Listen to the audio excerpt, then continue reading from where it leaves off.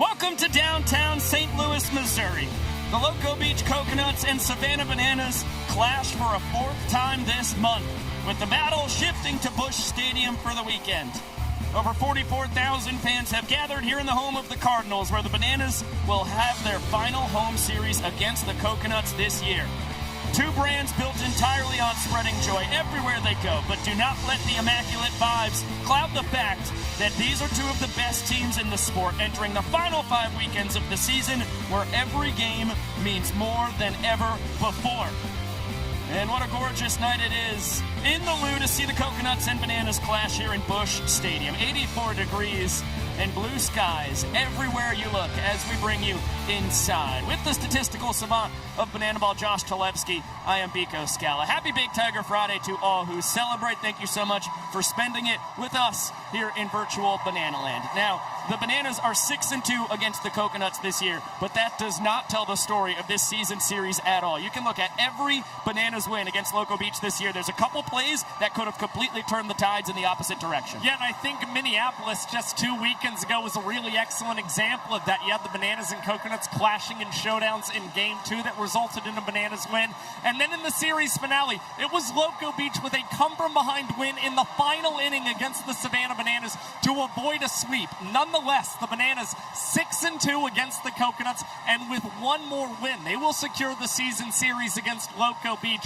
But right now, both of these teams are looking to rebound, as the Bananas were swept a weekend ago against the Indianapolis Clowns, and the Coconuts lost 2 out of 3 to the now first place Texas Tailgaters. Yeah, let's start with what happened in Denver last weekend. It was 2 games in Coors Field. The Clowns dominated Game 1, a 7-2 slapping of the Bananas. And then in Game 2, we go to showdowns, 4-4 tie. And how about Joe Gray Jr. to open up round 1, his first ever showdown appearance? He gets the inside the Parker necessary to put a point on the board. And Dan Oberst, it was tight at the dish. Great relay from David Griffin, but a 4th walk-off to lead the tour in 6 attempts for Oberst at showdowns this year. Yeah, then in the second round of showdowns, no defender behind the pitcher, but that's not a problem for Danny Hosty, considering he's played just about every position for the Savannah Bananas across his Banana Ball career.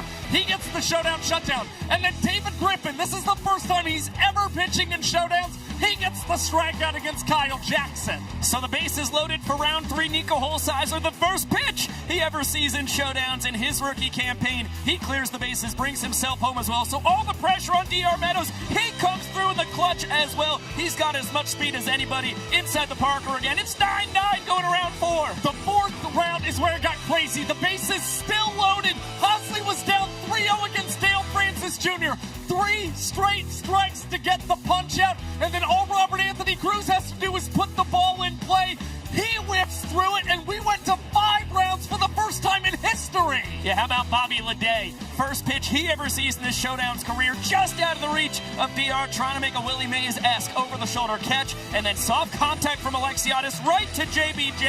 He lobs it in, and it's a 12-10 victory. Historic sweep with the Clowns, first time they ever swept the Bananas in a set. You take a look below that bottom score, the longest game in Banana Ball history, 2 hours and 39 minutes of drama. And you saw Indianapolis throughout that weekend with 42 combined hits against the Savannah Bananas. This is a team that has been dominant offensively all season long, and certainly Coors Field and being able to play as the visiting team helped them a lot. So let's take a look at the standings coming into tonight. Hopefully you got to see the wild finish last night in Billings, Montana, as the Party Animals came back from a 3-point deficit in the top of the 9th inning. Tanner Thomas, the game-changing swing, the game-winning 2-run homer. So that has them back a game up on the Firefighters for the last playoff spot. A reminder that the Tailgaters are the only team that have clinched a playoff spot because they won the Banana Ball Open back in mid-April. And it is so tight. The Clowns in last place. They're just 5 games out of first. And look, if I'm the Tailgaters right now, I'm not exactly excited to be playing the Clowns this weekend. They've been the hottest team in Banana Ball since we returned from the break.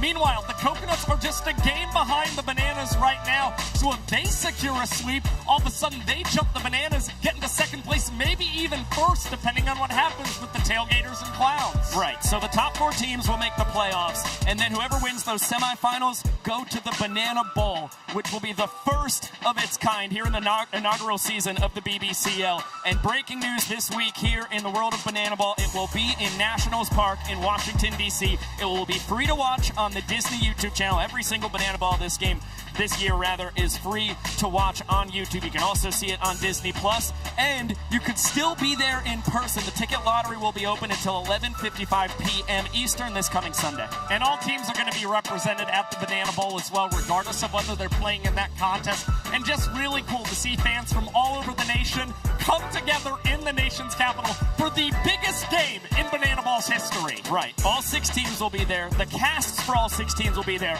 but only the top 2 teams will be playing in it. And if the season ended today, the regular season that is, this is how the playoffs would look. The defending champion Party Animals back in that 4 seed. They'd be taking on the Tailgaters. And the matchup we get to see tonight and tomorrow night here in St. Louis, Coconuts Bananas, that would be the other semifinal. And of course, those are 2-game series, and if they happen to be split, that's when you see showdown tiebreakers employed to determine which teams move on into that Banana Ball final. As you can see by the 3 seed that the Coconuts currently hold, it has been a fantastic first year for the debut franchise here in Banana Ball. And the voice of the beach, AJ Switek, caught up with Mark Crocco a little while ago. Let's listen in. Yeah, we're going to get to my conversation with Mark Crocco in just a moment's time, but let's not get ahead of ourselves here at the beach. Allow me to tell you about the state of Loco Beach, because you talked about Wilmington, Delaware. You talked about how these Bananas, they've had Loco Beach's number all season long, but I want to focus on the positives. I want to focus on the joy. I want to paint the town teal. No, I want to paint the world teal, because Loco Beach is leading the league in batting average. They've got the league's hit leader in Tanner Allen. They've got the quickest pitcher in the world, the best MPI in Kyle Perry. They've got a villainous closer, C.J. Williams. They've got a coach, you talked about him in Mark Crocco, a visionary. And he's envisioned a spot in that Banana Bowl from the very get-go. It's time for America's 250th birthday. We're going to Washington, D.C., and the Coconuts are going to see you there. But first, we'll go back in the time machine. I did talk to Mark Crocco. Let's catch up with him ahead of the playoff push. Hey, thanks, AJ, from the future. Hopefully whatever you said made some form of sense. But now I'm here with the visionary himself, head coach of the Coconuts, Mark Crocco. And while we're in the time machine, let's go back a little bit. Reflecting on the first 50 games of Loco Beach, how has it shaped up for you? They are who we thought they were. I've mentioned it a couple times, and, I knew with the relationships that were built throughout the recruiting process and throughout the visitors, and I wanted baseball players. I wanted guys that understood that it was much bigger than themselves, and they've lived it out every single day. I think when you lean into a process and not results, down the stretch as a head coach, you can really step back and allow them to be them. And I'm really thankful for the leadership that's come from this environment. They've led each other. Player-led has been our goal the whole time. And I could shout out all of them, but Tanner Allen has been the guy that has been given the keys to this. And watching Jordan Brewer last 2 weeks ago in Minnesota has just proven the overflow of these guys being about others. And I think there's so many more stories to come. And that's what we're really doing here at Loco Beach. It's not about us gathering wins. It's always about us giving away our lives to others and the fans. And that's what our whole organization stands for. And they've lived it out every day, and I couldn't be more proud of them. Croc, it's all about serving others and that process, not the results. So with 11 games to go, I know you've told the guys, right? This is an evaluation process. What are you hoping to see from this group down the stretch? One at a time. Keep it simple. One pitch at a time, one at bat at a time, one fan at a time, one family at a time. And I think if you do that well and you're present with each and every one of those, stack those up over time, it's going to have some value. And we're playing long game here. I think Loco Beach is going to be around for a long time. And I love seeing young kids showing up. with Loco Beach gear every day. I'll tell them I'm recruiting them already, and just firmly believe in what they see in these players every day, to emulate them, to watch them, and to see them do life together. And I think it's something that this world is going to benefit from, and we do it one city at a time. One fan at a time for quite a long time. Thank you so much, Coach. Back to you, AJ. It's always been such an honor working alongside Mark Crocco. Great to hear from the skipper. But without further ado, we've got Banana Ball on deck. Biko, Josh, spread love and joy all day long, and go Loco, baby. Sounds like a plan to me, AJ. Thank you so much, my dear friend. When we come back, we will be talking about you. Yes, you, the fans. Another historic performance last weekend in Denver. We will tell you why after this quick break.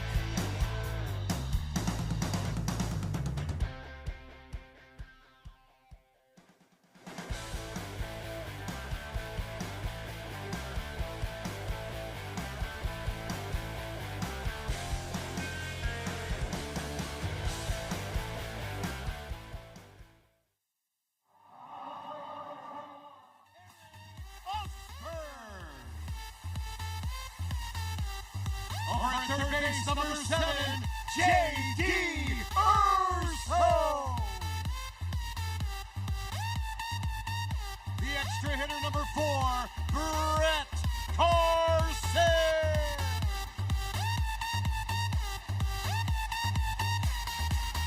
At second base, number 1, Peyton Chatagnier.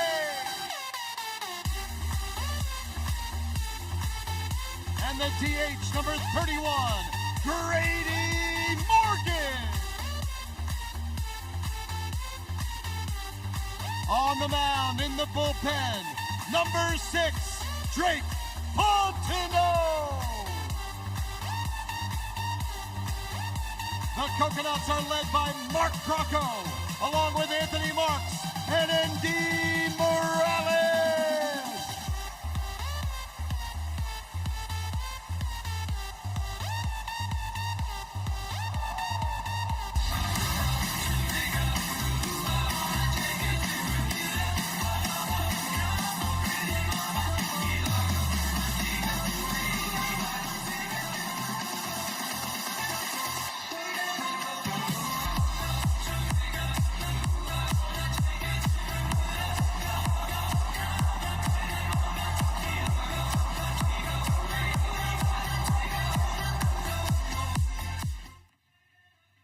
Give it up for the Loco Beach Coconuts! Banana Ball is the fastest and most entertaining show in sports, and the 11 rules guarantee the most fans-first experience of every second. Welcome to the Banana Ball Championship League. Rule number 1, win the inning, win the point. The team that scores the most runs in the inning wins the point. It's a walk-off winner.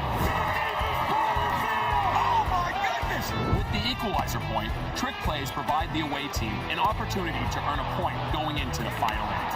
And in the final inning, every run counts as a point. Rule number 2, Banana Ball has a 2-hour time limit, guaranteeing that every game is fast-paced and action-packed. Rule number 3, no stepping out of the batter's box. If you do, it will result in a strike. Max stepped out of the box, and because he stepped out of the box, that's it. Rule number 4, no bunting, because bunting sucks. If you bunt, you'll be thrown out of the game. Rule number 5, batters can steal first base. Ball 3, Gideon taken off for first, throw from Leroy, in time! Rule number 6, there's no walks. Walks are ball 4 sprints. The batter can advance as far as they want until every position player touches the ball. Those defenders have touched the banana ball. It is a 4-base sprint to open up the ball game. Rule number 7, no mound visits. Nope. Rule number 8, foul balls caught by a fan count as an out.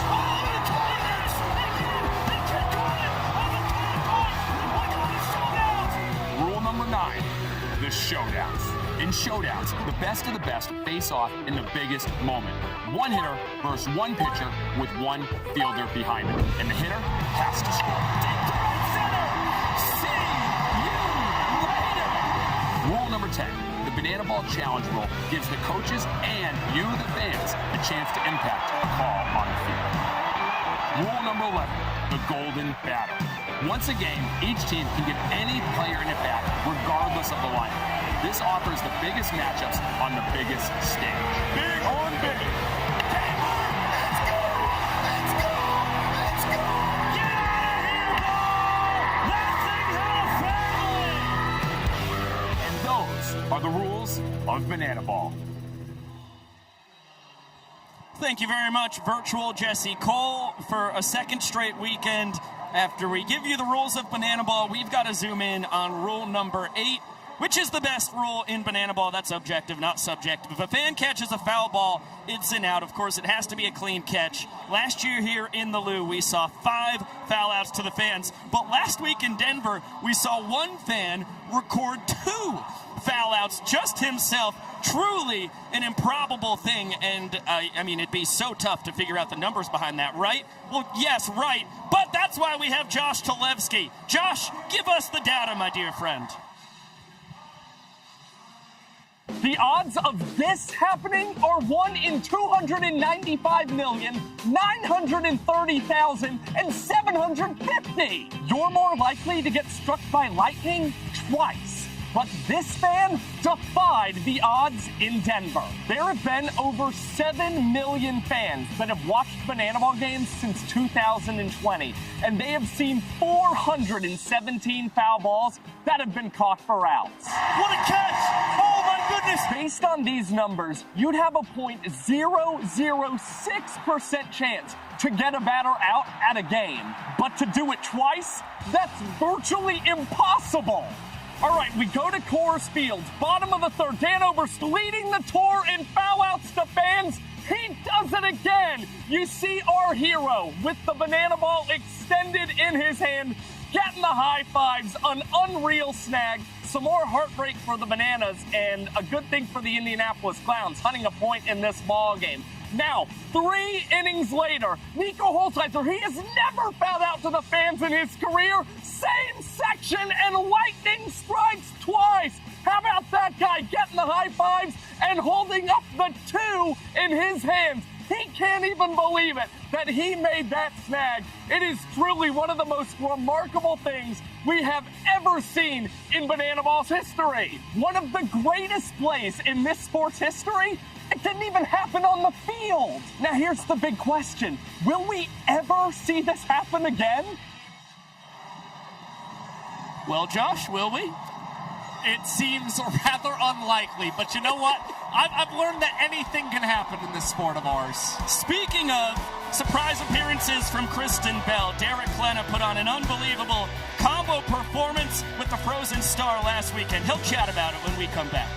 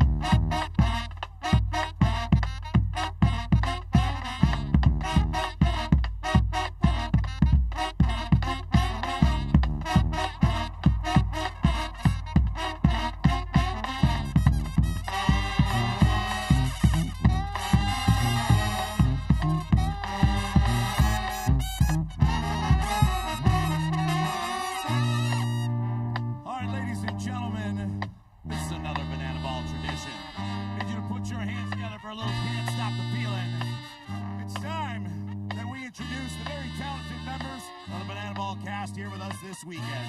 Start with us. We are your hosts. I am the young Professor Matt Grafer. And I am CJ Kerwin. And it's time we meet the rest of this crazy crew. First, carrying our tune from coast to coast. Since the very beginning, Ladies and gentlemen, put your hands together for the world famous Banana Band. Next, they are here to protect and serve. It's your Loco Beach Lifeguard.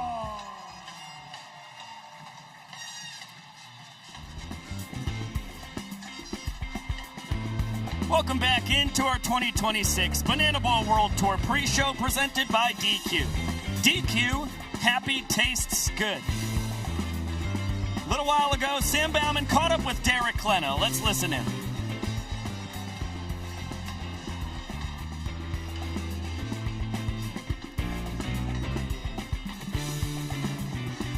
Well, before we listen in, let's take a look at the performance with Kristen Bell and Derek Klena last weekend.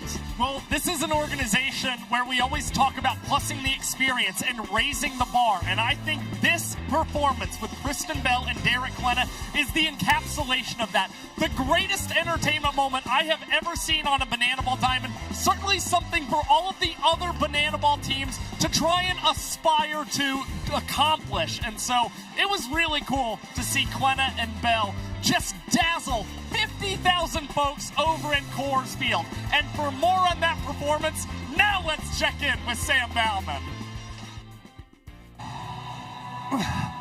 Guys, I'm having the time of my life. The wind beneath my wings here, Derek Klena, he's having the time of his life too.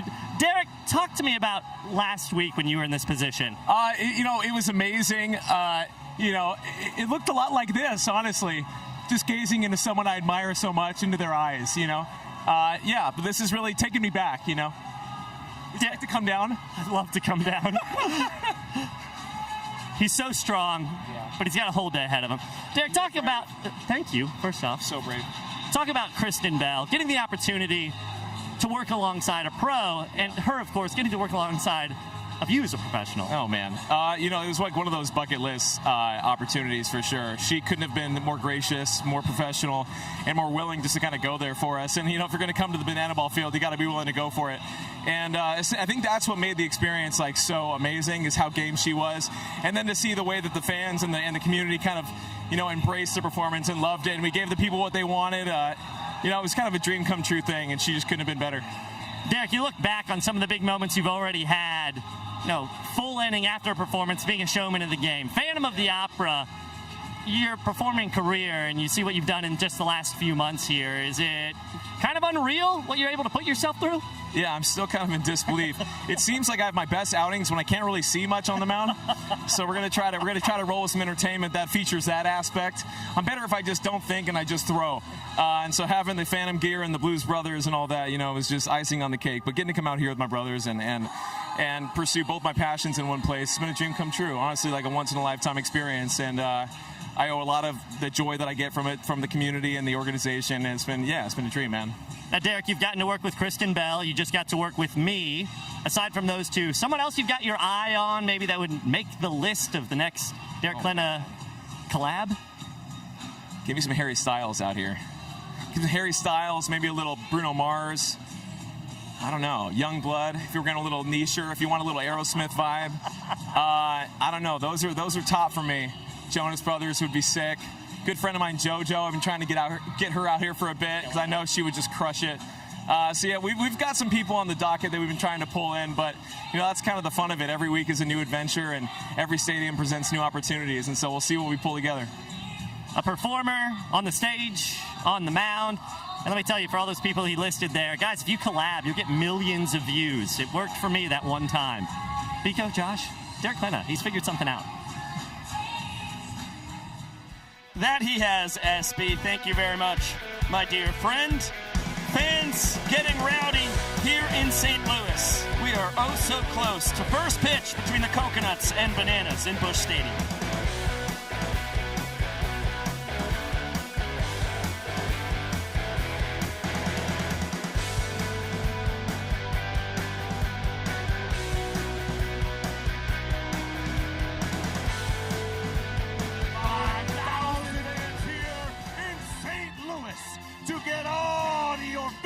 And give me your voices. because this is the greatest show in sports. Ladies and gentlemen, this is Banana Ball! Busch Stadium, it's time to meet the starting lineup for your Savannah Bananas. Leading off in center field, number 5, DR, the Doc Meadows.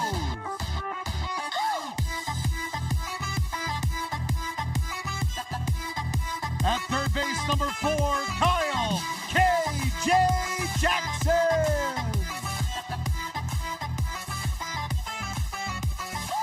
Batting third, the DH, number 19, Dan Oberst. In the cleanup spot, the catcher, numero uno. He's the captain, Bill Leroy.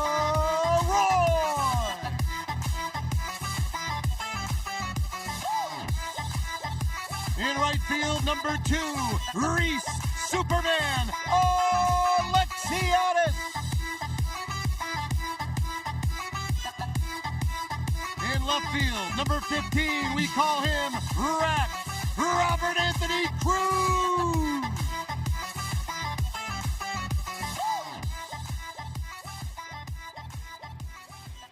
At shortstop here.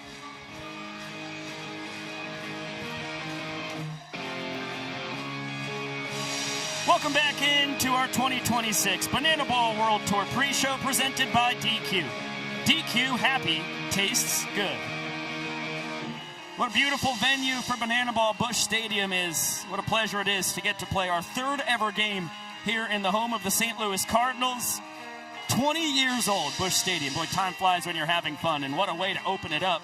The World Series victory in its inaugural season back in 2006. Seats over 44,000 fans. The skyline view is as good as it gets. And then the ballpark village beyond the outfield has been a model for so many others in stadiums that have been built since Busch Stadium. And of course, Banana Ball wants to blend a great experience with our sport with entertainment. So this is a perfect venue for Banana Ball. And of course, the Cardinals, not only did they win that World Series in 2006, they had 2 World Series championships in the first 6 seasons in this great park. Yeah, of course, the 2011 World Series, an all-timer where they took down the Texas Rangers. And this matchup between the Bananas and Coconuts has been an all-timer this year as well. It's been pretty close when you look at the batting average, the runs scored, of course, the big discrepancy in stolen bases, and then when it gets to pitching, the ERA, sprints, strikeouts, that's where things get crazy here. Well, Loco Beach is really rounded into form from a pitching standpoint. That hasn't been the case against the Bananas this season. More sprints allowed than strikeouts, a key reason you've got that 7.14 ERA. And meanwhile, the Bananas, they've wanted to run over these Coconuts all season long. We are so close to first pitch, my dear friends. Just one more break, and then we get to see the 9th battle here in 2026 between the Loco Beach Coconuts and the Savannah Bananas. When we come back, we will be on ESPN2. Don't go clicking around.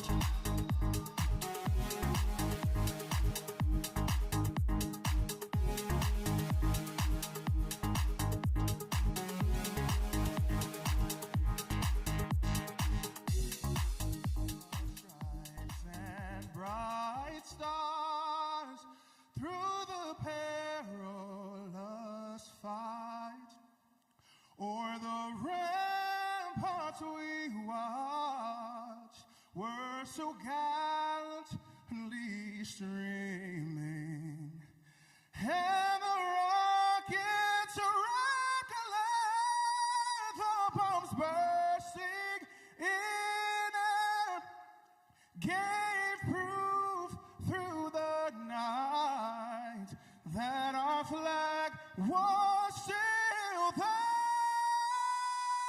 Oh, say does that star-spangled banner yet wave o'er the land of the free and the home of the brave.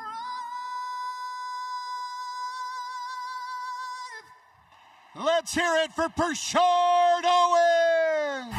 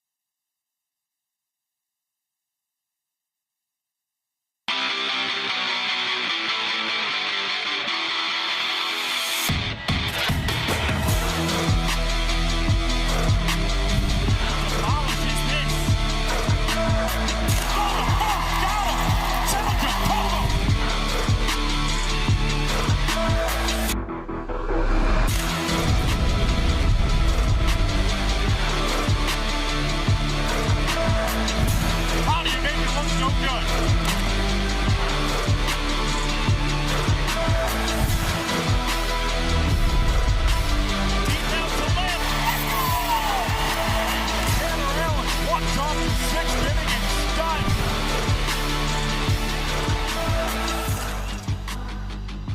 Welcome into Banana Ball, live on ESPN News. We come to you from Busch Stadium in St. Louis, Missouri, where the Loco Beach Coconuts and Savannah Bananas open up a 2-game set. The Bananas come in just a half game behind the first-place Texas Tailgaters, while the Coconuts currently hold the 3rd place in the BBCL and are just a game behind the Bananas for 2nd. And what a treat to get to see aces dueling tonight as the Coconuts are sending number 2 overall pick Drake Fontenot to the mound, while the Bananas counter with the number 4 overall pick Austin Drury. Over 44,000 fans on hand for the battle here in the gateway to the west. As we welcome you inside with the statistical savant of Banana Ball, Josh Talevsky, I am Biko Scala. Again, happy Big Tiger Friday. From our hearts right to you, to everybody who celebrates. What a matchup. It has been so fun every time that the Coconuts and Bananas have locked heads this year. And both of these teams are incredibly strong on the pitching side, like you alluded. I mean, Drake Fontenot has clearly been the ace of this Coconuts team. Austin Drury, though, has not been a slouch either for the Savannah Bananas. Far and away the ace of that staff as well. And you get a look at this pitching matchup. You've got some guys leading the league in different categories. Nobody with more strikeouts than Austin Drury this season. And of course, Banana Ball is a game that is played with a 2-hour time limit, and that means pitchers have to work incredibly quick. Drake Fontenot, in his rookie season, has 14 innings that he's thrown in less than 2 minutes this season. That leads all pitchers in our sport. And we zoom in on the former Dodgers farmhand in Austin Drury, who has spent 3 years out in independent professional baseball before finding his way here to Banana Ball. As I mentioned in the intro, the Nanners grabbed him 4th overall, and he has lived up to the billing. Yeah, he's one of just 13 qualified players this season with an earned run average below 5 in Banana Ball. Of course, the TOR average right now is a little over 6 in our league, so Drury has had a phenomenal rookie campaign, and he's been quick as well. 8 sub-2-minute innings this season, 5th in Banana Ball, and most on the Savannah Bananas. Yeah, let's get a look at the defense behind their rookie in the middle of it all. And it's the usual suspects left to right in the outfield. Robert Anthony Cruz, D.R. Meadows, then Reese Alexiadis. 3rd to 1st in the infield, Kyle Jackson, Ryan Cox, Jackson Olsen. The designated fielder, Alex Ziegler. And behind the plate, it's Bill LaRoy. And it's Olsen. He has not missed a trick play in each of his last 12 tries for the Savannah Bananas. So they're dancing with the star superstar. He's going to try and continue the great work defensively. Let's get a quick look at the Loco Beach Coconut starting lineup, brought to you by PNC Bank. Boy, is it mighty, especially at the top. When you have Ben Parker and Tanner Allen, the top 2 guys in the order, that is pretty fearsome. You've got the leader in OBP at the top, the leader in batting average right behind him, TA. You can see he's hitting .402. It doesn't get easier with Dane Tofflet hitting 3rd, and then still big boppers, Jordan Brewer cleaning it up, then Gideon Antell, Eric Osberg, followed by J.D. Urso, Brett Carson, Peyton Chatanier, and Grady Morgan to round it out.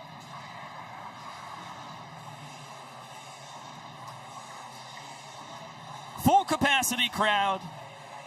Banana Ball about to come to us, but before that, a little song and a little dance.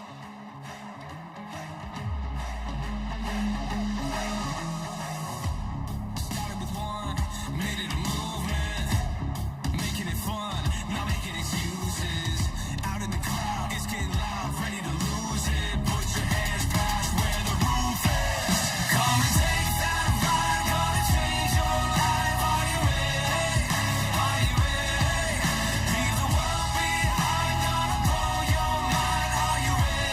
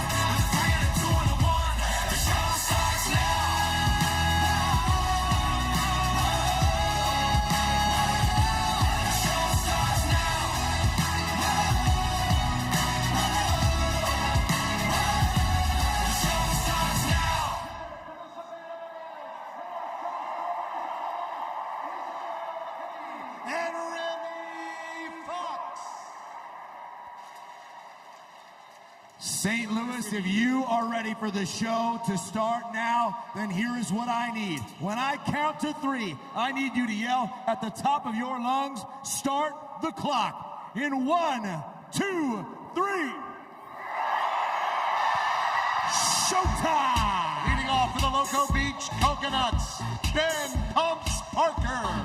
And away we go. Ben Parker, coming off a weekend in Wilmington, Delaware, where he went 4 for 10 with the ball for a sprint, which means he only reached base 5 out of his 11 plate appearances, and dropped his on-base percentage to a completely unacceptable 500 on the dot, the best in the sport.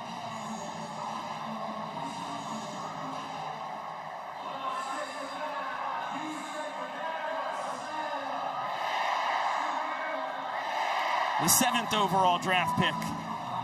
Second pick in Coconuts history with the ball and a strike against Drury. Yes, putting together a phenomenal rookie campaign, 5th in the Banana Ball Championship League in hits this season. He's also tested it with steals of first this year, 2nd in the Banana Ball Championship League with 5, but he opts to stay in the box despite that wild one from AD. Yeah, that was a veteran read, and this is as well. Make it 6 steals of first on the rookie campaign for Benny Pumps. He ties Alexiadis for the tour lead. Coconuts in business, 1 batter in.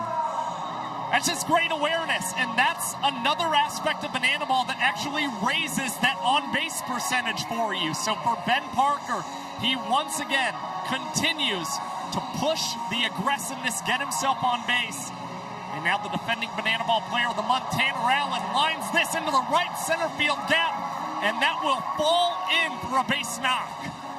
Well, the resume coming in is ridiculous for Tanner Allen. He got nabbed just 2 picks after Ben Parker, 9th overall in the draft.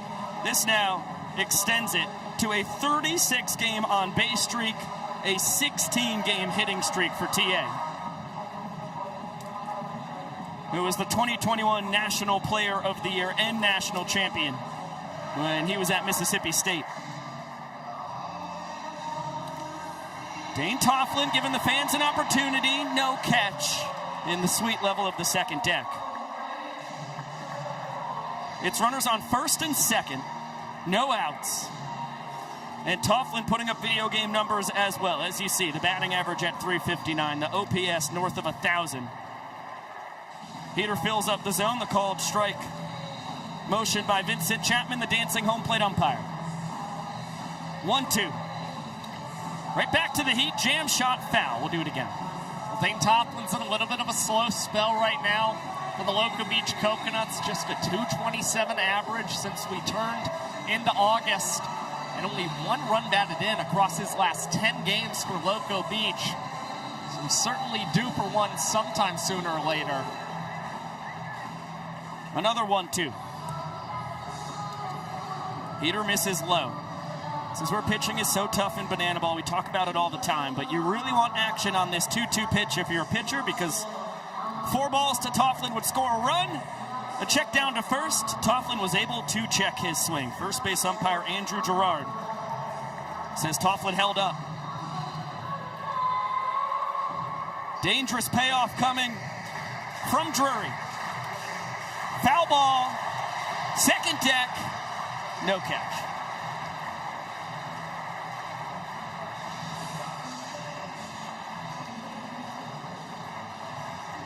Parker off second, Allen off first. Another payoff from Drury to Tofflin. It is lifted deep to left. Dane Tofflin. Home run! 3-run jack. A perfect start for Loco Beach. Tofflin's 7th blast of the year to tie Allen for the team lead. Well, we talked about him being due. How about the Great Dane lifting up here in Busch Stadium early and tying him for the team lead in long balls?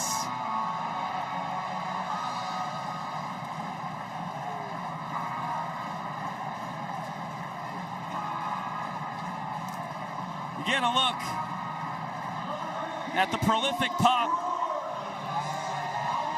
from the 6'4" Canadian out of Grand Prairie, Alberta.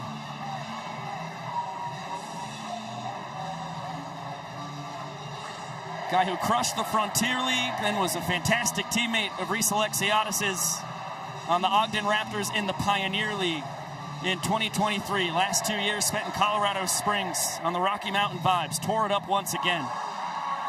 Thought the baseball career might be over until he joined Banana Ball. And what an unbelievable steal. 55th overall, 7th round draft pick for Mark Crocco and company. As Jordan Brewer sends this the opposite way. Opportunity for the fans to make the first out of this ball game, and it's a clean catch! Bare hand snag! What a play by that man! Exactly what Austin Drury needed. He induces the DQ shake snag. Fellow who caught that foul ball won free DQ for his row, and you can win at home by scanning this QR code to download the DQ app and earn your own rewards. Well, Jordan Brewer's got to be heartbroken, especially considering just 2 weekends ago he suffered the same fate, but at an even higher level when it comes to magnitude. He's batting against Danny Hosley in the 9th inning, trying to will the Coconuts to a win in Game 2. Instead, he fouled out to the fans that sent us to showdown tiebreakers.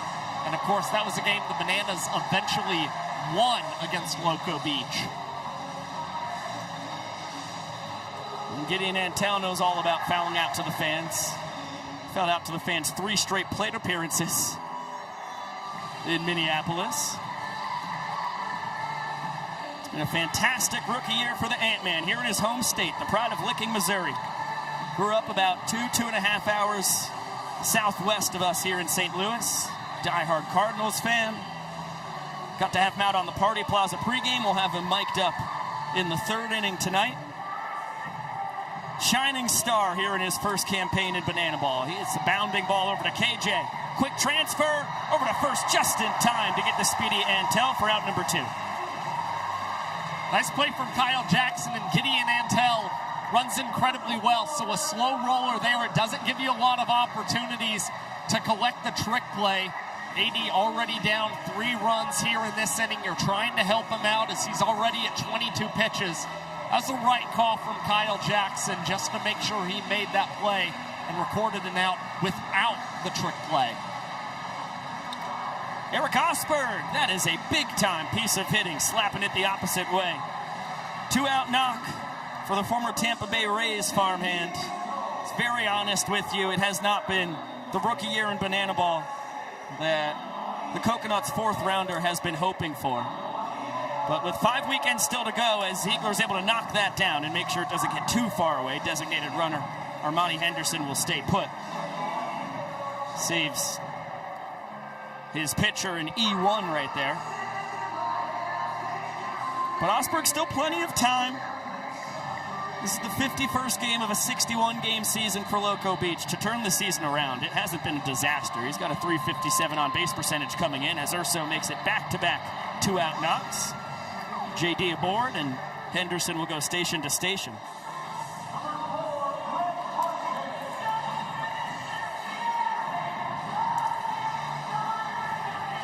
It is a relentless Coconuts offense on full display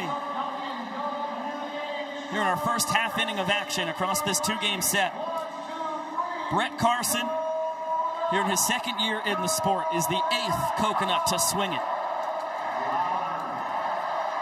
Pro take on the cutter. 2 balls and no strikes. You know, it's rare to see from Austin Drury, who's usually so good at throwing strikes, just not doing a great job jumping ahead of batters in these counts tonight. Finally able to pour in a strike there as gets some swing and miss against Brett. It is a live arm from Drury as a fan nearly makes the catch. Can't snag it. Caught on the ricochet. It has to be a clean catch by the first fan to touch a foul ball for it to be an out here in Banana Ball. Big time take on the slider. Count is full. The fans want donuts. They need a strikeout of Carson here to get it.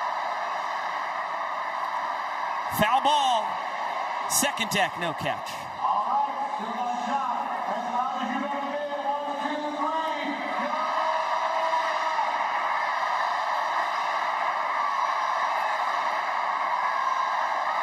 Another 3-2. Another foul ball. I'll tell you what, Loco Beach has already got some victories here in this inning. You consider 3 runs on the board, but this is the 3rd batter in the inning to have worked an at-bat, or a plate appearance, I should say, 7 pitches or more against Austin Drury. They have really made the Bananas ace of labor as his payoff is grounded to second. Olsen will flip this through his legs. Ziegler fields behind his back. And the Nanners are still able to salvage something in the top of the 1st inning as they collect their first 2 trick plays. Another look at the double trick play from Olsen to Ziegler. They have been a dynamic duo on the right side of the infield for the Bananas here. Olsen in his 4th tour, Ziegler in his 5th. And it's a great run support for Drake Fontenot and his defense. You take a look at the outfield left to right. TA, Pumps, and the Ant-Man, 3rd to 1st in the infield. It is Urso, and then you see the designated fielder, the Salamander, Sal Jacobo at short. Chatagnier at second. Brewer, those 133 trick plays, 2nd most in the sport. He has elevated what we have ever expected from first baseman here in his 1st year, and there's Eric Osberg behind the plate. Yet Brewer has the most trick plays ever by a first baseman in a single season. He's the guy who really puts pressure on you defensively. The last game in which he didn't have 3 or more trick plays for Loco Beach, it was back on July 2nd against the Indianapolis Clowns. In the middle of it all, it's the 6'5" righty out of Delta State University, Drake Fontenot. And boy, he has turned into exactly what Mark Crocco and company were hoping for this year. You're looking at his numbers against the Bananas here in his 1st full tour. Yeah, Drake Fontenot, he's been one of the strongest coconuts when it comes to facing this Bananas squad. We've seen they've got a team ERA that's over 7, but Fontenot at 4.38 has been fantastic, of course. 14 innings thrown in less than 2 minutes this season, tops in the Banana Ball Championship League. And the Coconuts are 10-7 in his 17 starts this year. Here's the Savannah Bananas starting lineup brought to you by PNC Bank. At the top, as per usual, DR Meadows. Batting average up to 352. Behind him, KJ coming off a great weekend in Denver as well. Then it's Oberst, Leroy, Alexiadis, Cruz, Cox, Ty Jackson, Hosley, and Olsen to round it out. The Doctor here in his 4th tour, 5th year as a Savannah Banana, 5 for 8 with a home run last weekend in Coors Field. It was of the walk-off variety. And now his 4th long ball of the year, a new career high. Yeah, and he's riding an 8-game hit streak right now for the Savannah Bananas with 17 hits in that span for this team. In fact, since the break, he's far and away been the best Bananas batter. A .469 batting average with 2 doubles, a triple, a home run, and 4 runs batted in. Everything you want out of a leadoff man.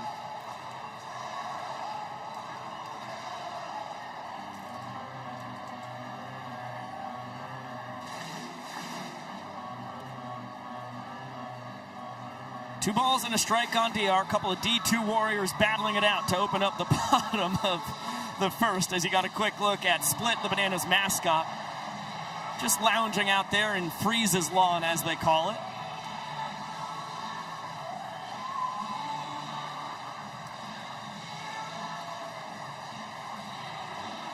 Two. And DR is plunked. Not a great place to get hit. Takes a long look at Drake Fontenot. Fontenot staring him down as well.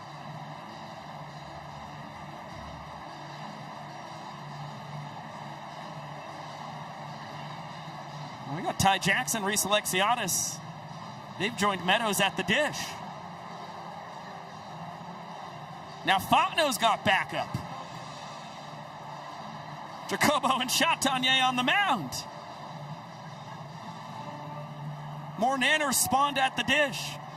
Leroy Grizzaffi, Young Goldberg.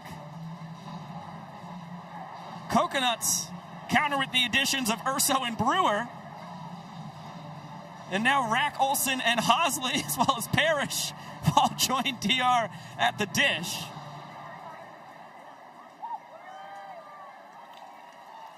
And that's that. You know what that really reminded me of? The infamous 2023 Christian Dearman and Colin Ledbetter stare-off back in Grayson Stadium. Lasted well beyond the It lasted the game. entire game. Right.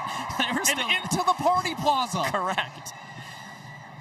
I think they were still going, well, we were eating our post-game meal. Full post-game interviews and everything with them. 2 balls and no strikes on Kyle Jackson. As I mentioned, coming off a great weekend in Denver, just like the doctor ahead of him. KJ was 3 for 6, a couple doubles, a couple walk-offs as well. Just trying to reach base. Bananas chasing 3 runs here in the first. Remember, in Banana Ball, every run scored, or every inning rather, is worth a point.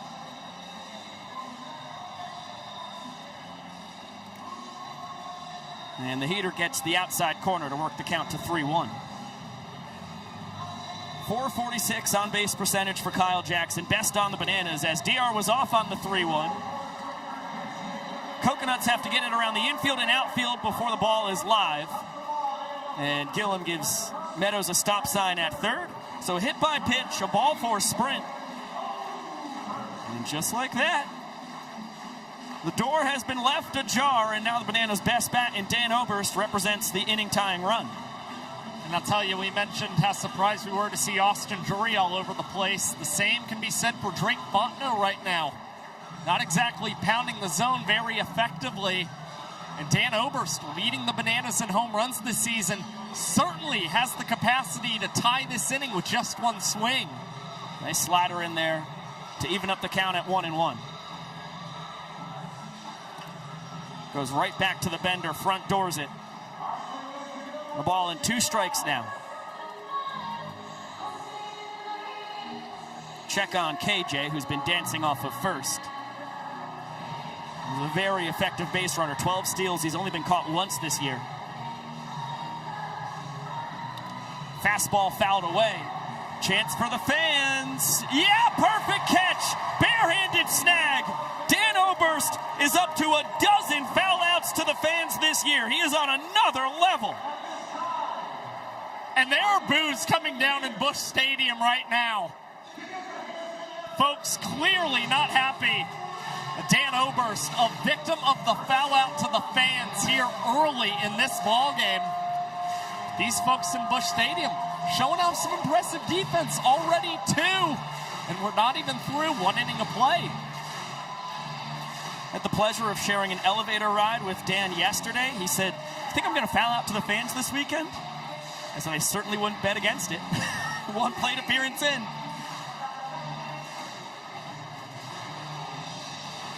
Called strike as that one clangs off the mitt of Osberg. Everybody stays in their spots. Meadows at third, KJ at first. Bill Leroy with the 1-1 count on him now. And a check on KJ. Just to put it into perspective, 12 foul outs to the fans. Caden Green has the next most in Banana Ball with 6. Dan has doubled up the next most for any hitter in the sport. And like we've talked about a couple different times, Dan Oberst, he's playing in some of the biggest venues in Banana Ball, so that has certainly not helped his case when it's come to him fouling out to the fans this many times this season. I mean, the safest betting odds at the start of the year would have been to bet on somebody on this Bananas team. Big 3-1 pitch coming. It's a called strike, bottom of the zone. KJ was off on the pitch, so he will swipe second. Takes the double play out of the equation, which is very important. With Leroy at the dish, the inning tying run. Ready for a payoff. Chopped foul. We'll do it again.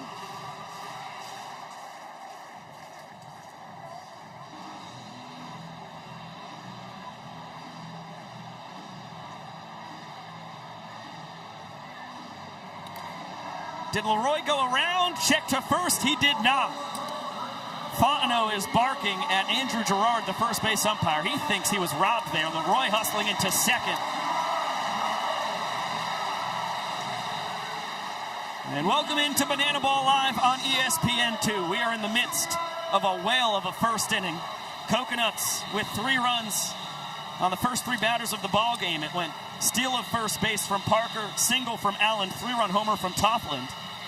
But we just had a 2 RBI ball 4 sprint from Bill Leroy, the Bananas cleanup hitter, driving in a pair as Alexiadis survives a foul out to the fans. We've already seen 2 of them. Brewer in the top half, Oberst here in the bottom of the first. Bryce Grozaffi out on second base. The Bananas designated runner represents the inning tying run. And Reese Alexiadis at the dish. The Bananas right fielder represents the inning winning run. And he is their team leader this year with 13 walk-offs, second most in the sport. And no Bananas had more runs batted in against Loco Beach than Alexiadis, also with 13 against this squad. He has recorded at least 1 run batted in all 8 games in his career against Loco Beach. And this is not the way we thought the battle between the aces on these 2 teams would start. As Alexiadis smashes this out to right center, that will tie the inning. Grozaffi scores. Super Reese can really fly. He's thinking about 3 bases. He will have it with a belly flop into third. What a first inning here in St. Louis. We're knotted at 3 runs apiece, and the Bananas have a runner 90 feet away from earning the first point of this ball game. That is his team-leading 43rd run batted in this season. And the Coconuts, despite 3 runs, unable to earn a point here in the first inning of play tonight. Very shocking to see. And we did see some impressive comebacks from the Bananas last weekend against the Indianapolis Clowns. You think about the Bananas scoring 5 runs in the second inning of Saturday to walk off the second inning when the Clowns also put up a 3 spot. The Bananas once again have the potential to put up an impressive rally as Vincent Chapman down on the field is ruling that a fan has caught that foul ball off the bat of Robert Anthony Cruz.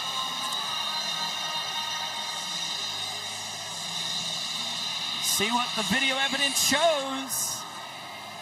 Oh yeah, clean catch right into the glove. Good eye, Vincent Chapman. So Rack fouls out to the fans.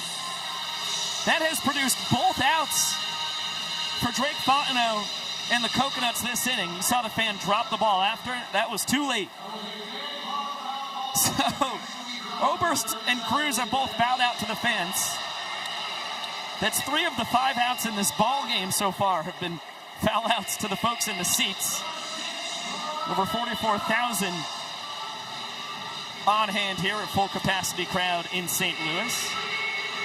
And Ryan Cox the opposite way comes through in the clutch.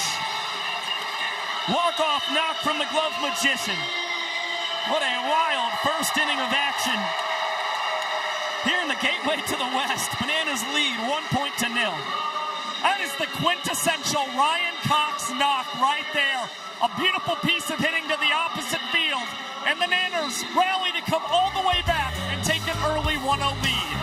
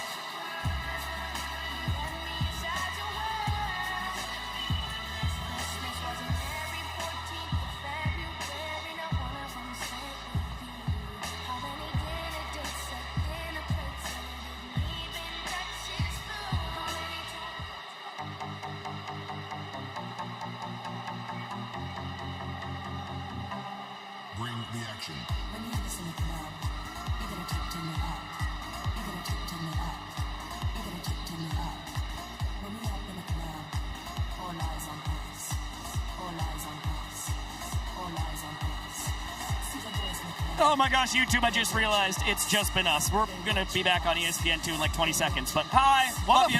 What a first inning, YouTube. Holy moly. Oh man, my book's a mess already. Likewise.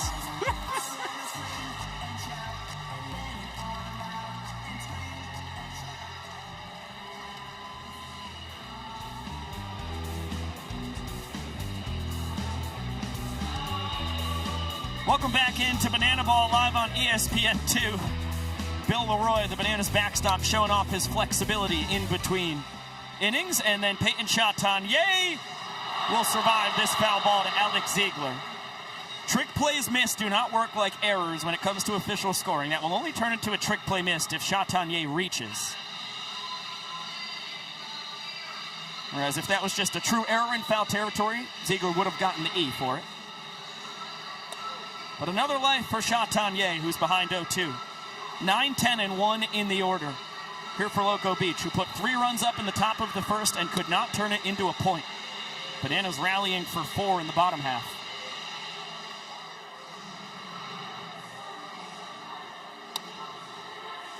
I mean, 7 combined runs when we've got Drury against Fontenot, who both are in the midst of stretches of 7 straight outings of 5 or more innings thrown.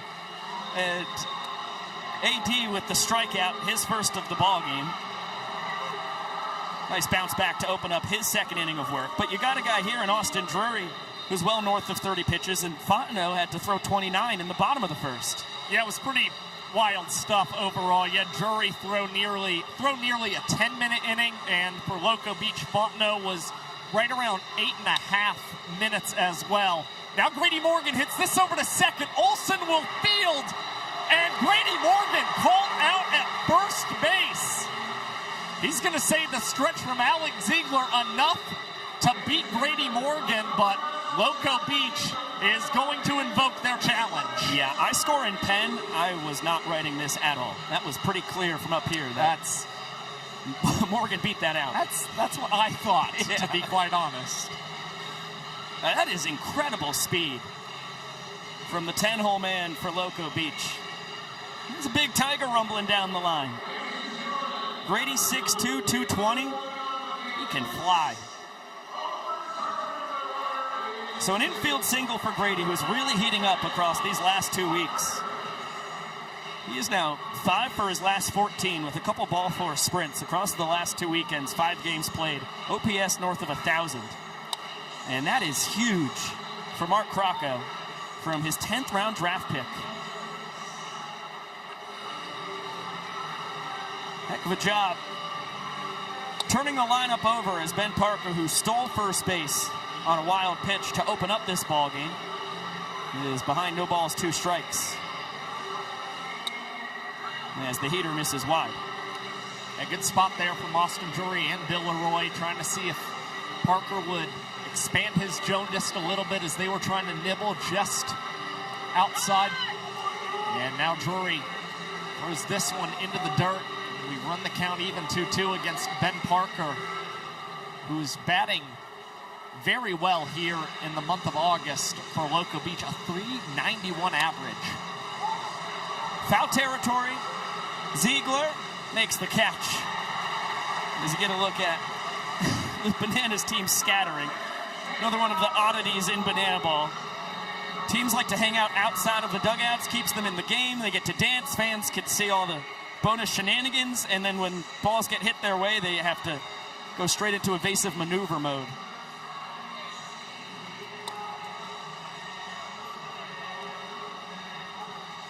Tanner Allen a single his first trip. Can't hold up on the slider. TA tells Drury that's nasty.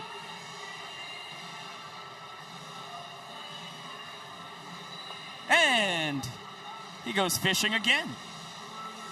Same pitch, same result. 9 years of minor league baseball experience between Drury and Allen, who is chuckling in the box. And rolls this one over to Ziegler. Diving play. TA is going to beat it out.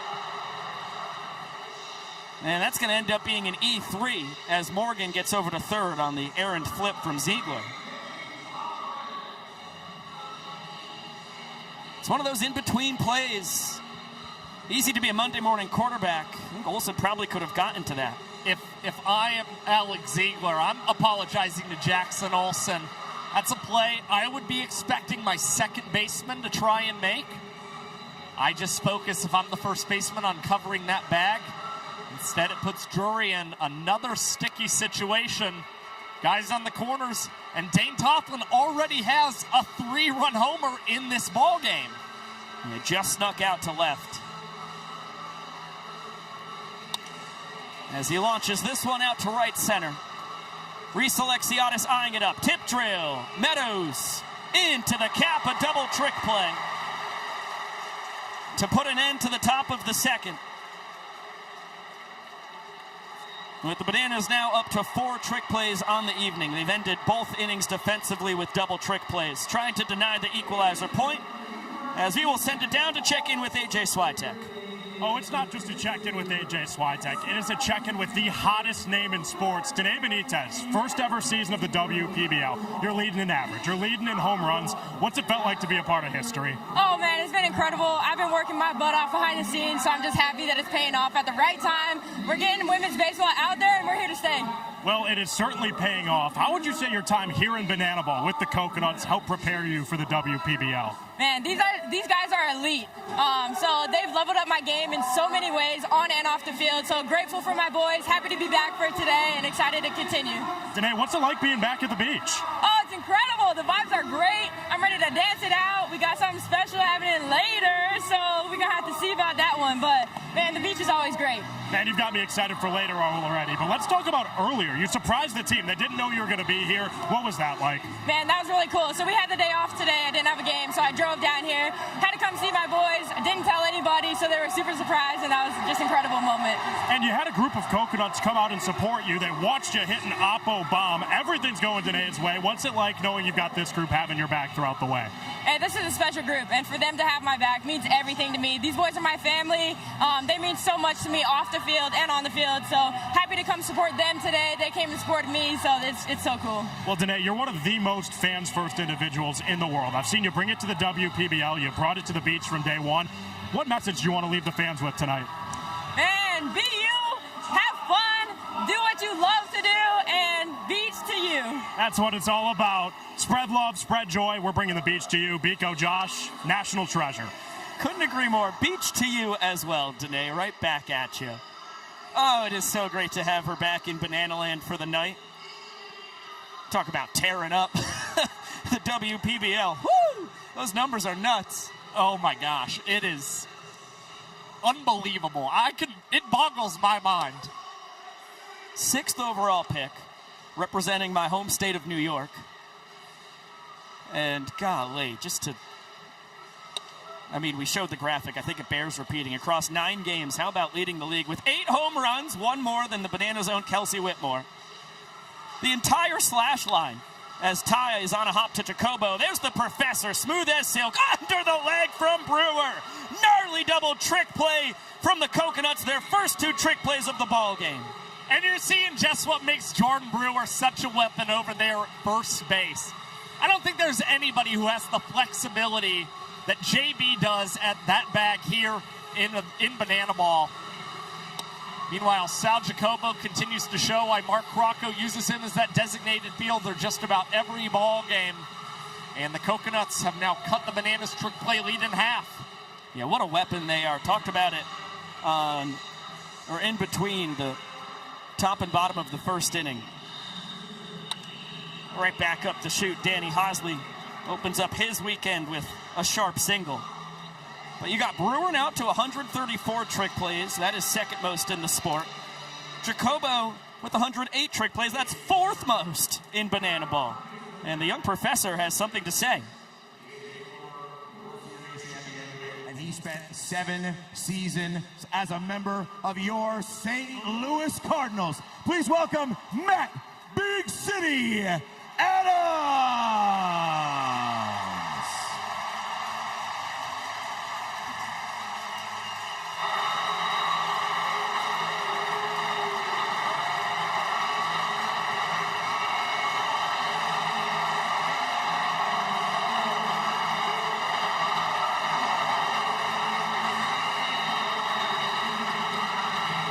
What a special moment here in Busch Stadium. A standing ovation for Matt Adams. Spent 7 seasons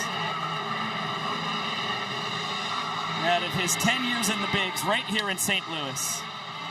And this is a return to Banana Ball. He was a part of the first ever Challenger Series, playing for the Kansas City Monarchs 2022 against the Bananas. One of the guys, those former big leaguers who really helped grow this game, participated in some entertainment doing the weigh-in for the Kansas City Monarchs. Right, opposite Colin Ledbetter. And he just bought in. He completely bought in. He was such a treat to be around. As he bounces this one to Chatagnier, who will bounce it to Jacobo, flipping it over to first with the between-the-leg transfer. And it's a double trick play, double play to take care of Big City. Superb bounce-back inning from Loco Beach, as we are even at 4 trick plays apiece. And Matt Adams gets another raucous ovation from the 44,000 fans here in St. Louis.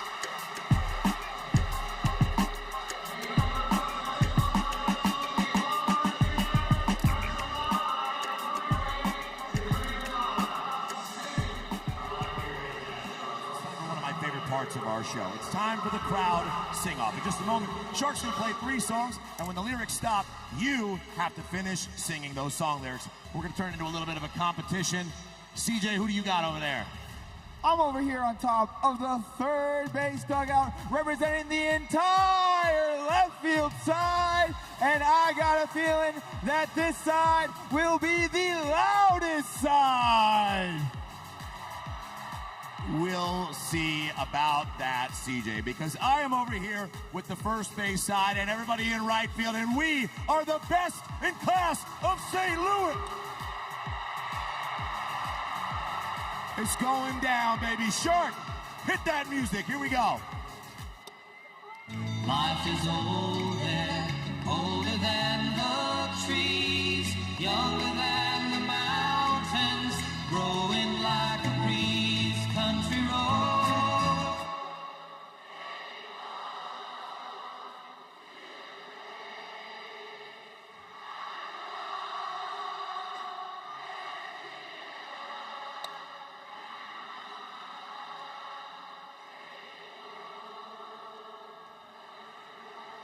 Off to a great start. The first point's going to the third base and left field side. Next song. You drive us wild, we'll try. Come on, let's get it back.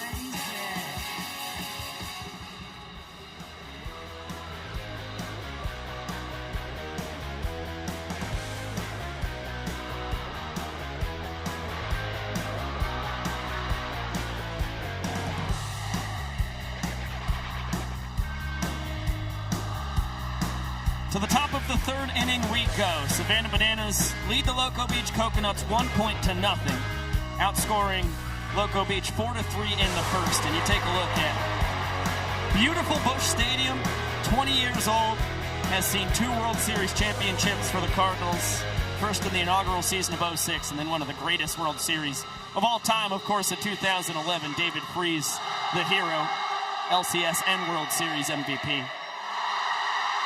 And holds over 44,000 fans. They are currently belting out some Bon Jovi. Jordan Brewer. That is a blast. Off the wall in left. Brewer thought it was going to go to the bullpen, so he's got himself a long single to open up this third inning. Well, it's been a long time coming for Jordan Brewer, and that's going to continue. His last home run came on May 23rd against the Firefighters. And he clearly thought he had one there, which is a big reason he wasn't running out of the box for Loco Beach. A very long single, and not exactly the start that I know Mark Crocco necessarily wants. He would love to see JB in scoring position. Alex Ziegler's had a lot of action in foul territory. He cannot make the catch. That thing was up in the air for a long time off the bat of Gideon Antell.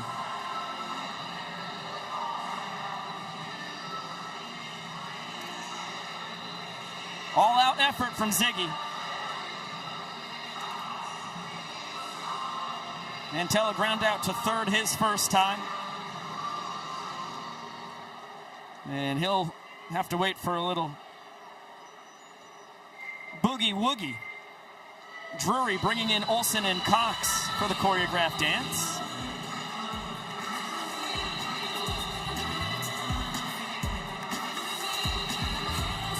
Of course, Jackson has started his Dancing with the Stars journey.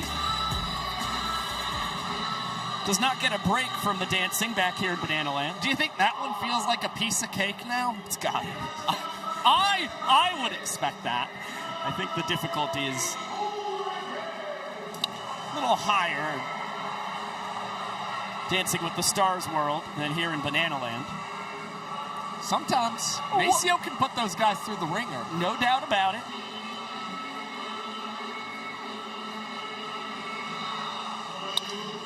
Broken back, Squibber, right side, bare hand from Olsen, flips it behind the back. It'll be a missed trick play. And it goes into the Bananas dugout. So Brewer will end up at third and Tell up to second. Olsen looking for the web jam trick play combo. Comes up empty on the latter part of that. Yeah, just a little too hot and not on target for Ziegler. Yeah, and that's something we haven't seen in quite a while for Jackson Olsen since Banana Ball returned from a 2-week break. He had not missed a trick play for this team. This one coming at a rather unfortunate time. Drury has not been his sharpest tonight. He's going to continue to labor. Eric Osberg laces this into center field. And that'll be an RBI single. And now men on the corners for Loco Beach. A great start to the weekend for Osberg.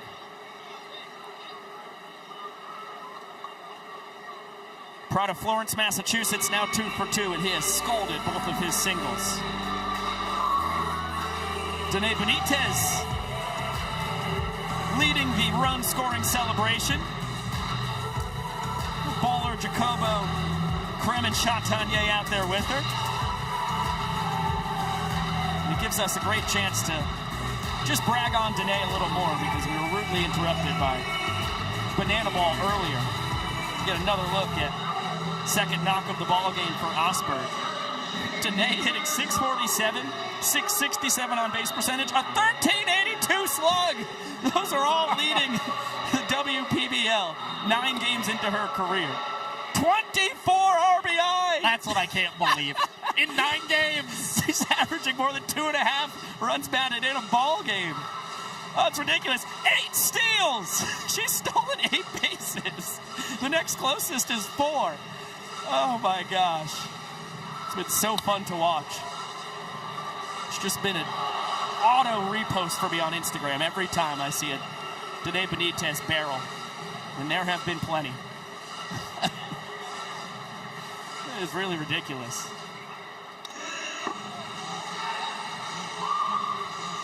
Armani Henderson gets his second action of the ball game. He pinch runs for Osberg once again.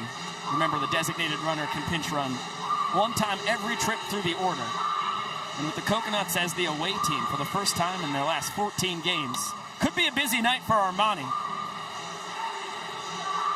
DR is going to collide with Alexiadis, who makes the catch. A little miscommunication there between the Bananas outfielders. I think DR was thinking about trying for a double trick play. He didn't think he was going to have a shot at Antel hustling in to score on the sac fly from J.D. Urso. And Alexiadis just stepped in there, and yep, that's exactly what happened. Robbed DR of the tip drill opportunity. Said, I'll take that.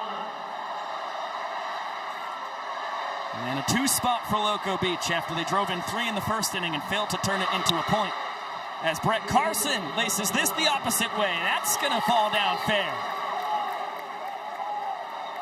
All the way around the corner, Henderson will score easily and be everywhere. Brett into third with an RBI triple.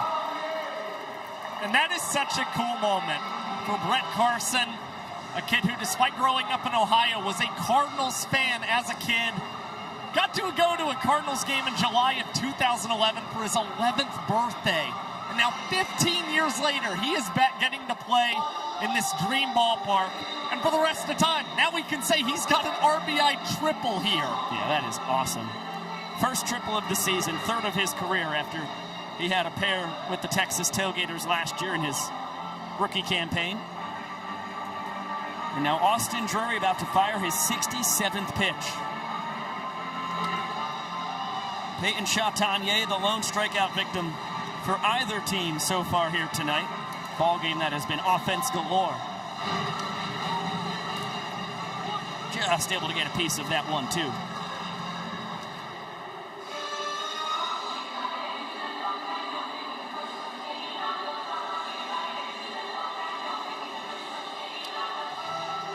And once again, Chatagnier able to get a little bat on ball to hang alive.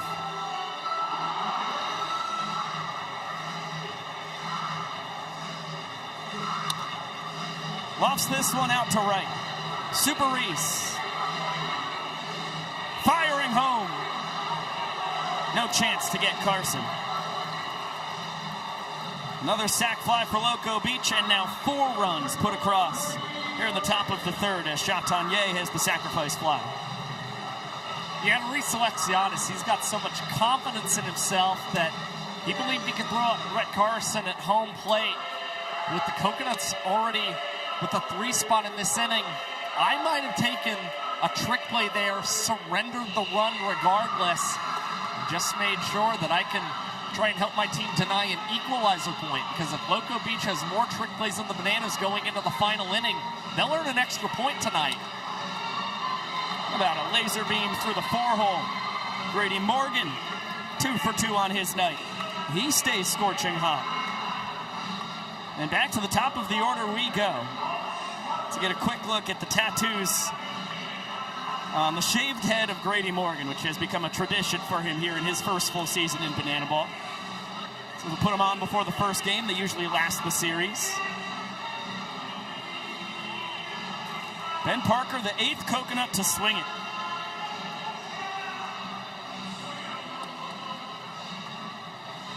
Just 3 offensive innings in for Loco Beach. It's the second time they've brought 8 hitters to the dish. Throw down to second, and Olsen failed to secure the banana ball. Got a quick look at Falaba, one of legendary Coconuts cast members. They've been boogieing it up, coaching first base, providing a lot of offense for Loco Beach.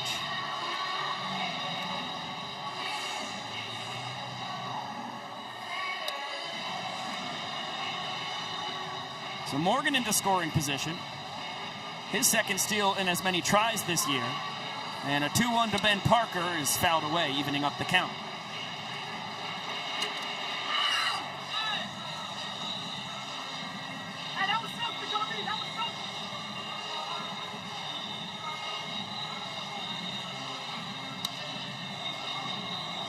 Ben Parker, such a tough guy to strike out. Team high 26 ball four sprints compared to just 18 Ks this year. The Bananas were able to strike him out 3 times across the series in Minneapolis 2 weekends ago, and now he's plunked by Drury. Good for the old OBP. He's aboard for the second time in 3 trips to the dish. Joe Filomeno checking on him.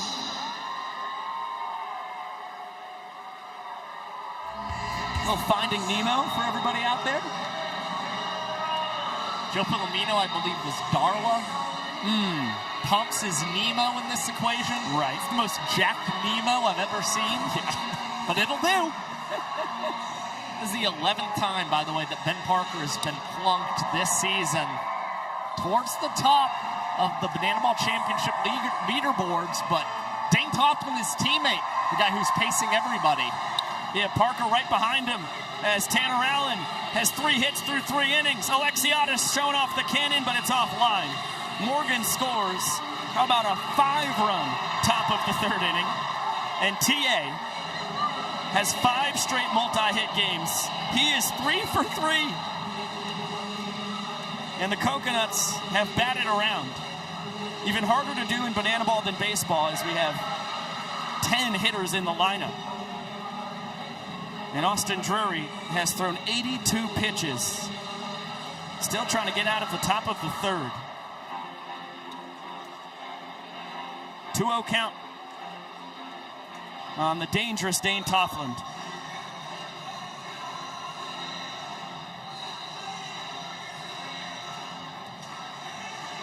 And Leroy just can't handle that one. I don't know if he got crossed up, but that is a rare pass ball on Bill Leroy.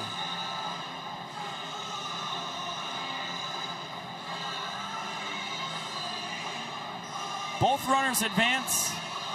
Ball 4 here would score them each. Peter gets the bottom of the zone.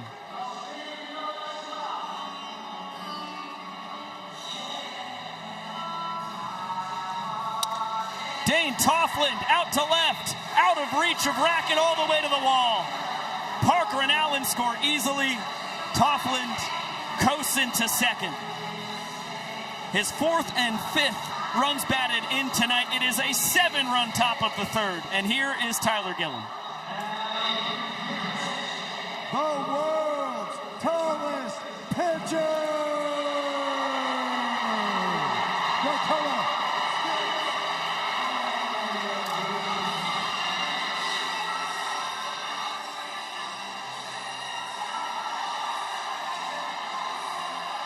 Well, the fans get to see Dakota Stiltz Albritton out on the bump a lot earlier than I think anybody would have expected. That is the end of Austin Drury's streak of 7 straight outings of 5 or more innings pitched. Defense did not help him out. Second batter of this 7-run inning was a trick play missed. That was a big part of Coconuts exploding for this 7th spot, still with the runner on second, and now Albritton here in his 6th tour. It's been a long time since we've gotten to see him on the bump. Yeah, great to see Stiltz back out on the mound. And it's really not a bad situation to be throwing him. The Bananas already surrendering 7 runs in this inning. Very unlikely that they'll be able to earn the point. All you can hope for is that Stiltz is able to induce some soft contact, and you could pick up another trick play behind the tallest man in Banana Ball.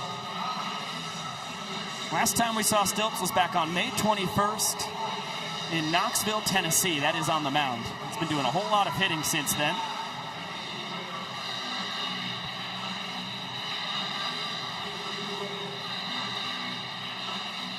Coconuts have seen plenty of them. Pitched all 3 games of the series between the Bananas and Coconuts in Savannah. As off the end of the bat, Cox between the legs, 360, out of the reach of Ziegler. Toffland will come in to score from second. Brewer will take his spot.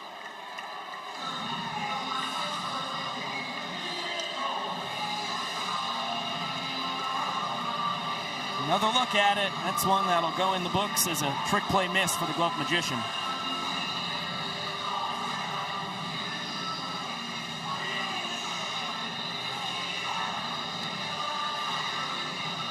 But it's a spot there with 7 runs in at the time, now 8. You got to go for the trick play if you're the Bananas. The only way you can salvage this frame is to try and get 1 trick play out of it.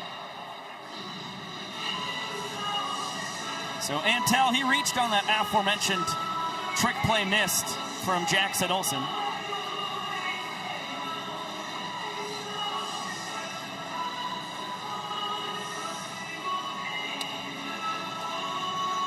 .30 fills up the zone.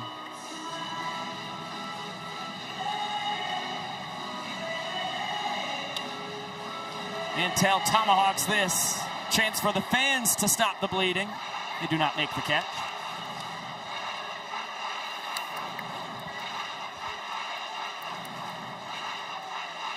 Payoff from Albritton to Antel. Pass Cox into left. Brewer is going to get a stop sign at third.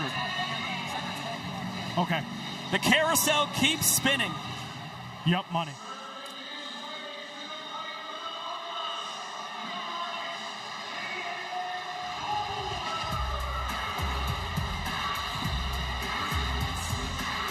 And what a clash of titans this is. Caden Bowler on his infamous bowler board. The rookie. Against the entertainer legend on the mound in Dakota Stiltz Albritton, who's been on these 4-foot stilts since the One City World Tour of 2021. Caden Bowler would not be here without Albritton on the bump. And with the 2-1 count on bowler A.J. Switek, you've got a report from down on the field.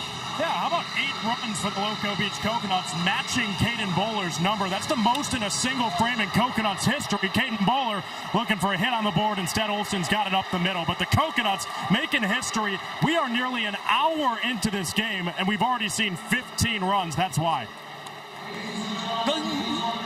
Thank you very much, AJ. Let's get it on down to the field. Across the United States, there are over 400,000 children and teens in foster care without a permanent home. Look around. That's enough to fill Busch Stadium 11 times with the number of children currently experiencing foster care. To raise awareness and support this community, we created Bananas Foster, the official nonprofit of Banana Ball. Our organization is dedicated to celebrating those in the foster care community while educating and inspiring others to get involved. Tonight, we are celebrating the Lewis family. About 75% of children who enter foster care are separated from their siblings. So when Holly, Sherman, and their 5 biological kids decided to open their home as a licensed foster family, they were dedicated to keeping siblings together. Over the last 12 years, the Lewis family has welcomed over 30 children and teens into their home and adopted 8 into their family, including a sibling group of 6. Fans, please join us in celebrating this incredible family for making a difference right here in your community.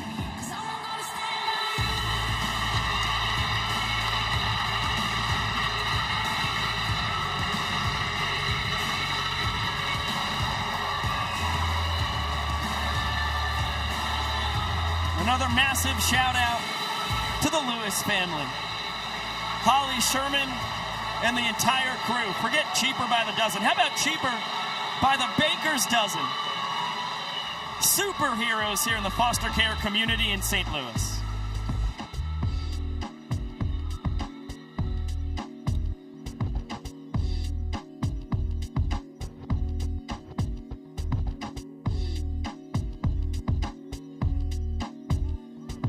Foster family of the game. Remember, you still have time to win big and help Bananas Foster and the St. Louis Cardinals Community Fund with tonight's 50-50 raffle. Scan the QR code or buy your tickets from anybody selling them here at the ballpark. Winning number will be announced later tonight. Ladies and gentlemen, direct your attention all the way up to right field and get those hands clapping for the world famous Banana Band.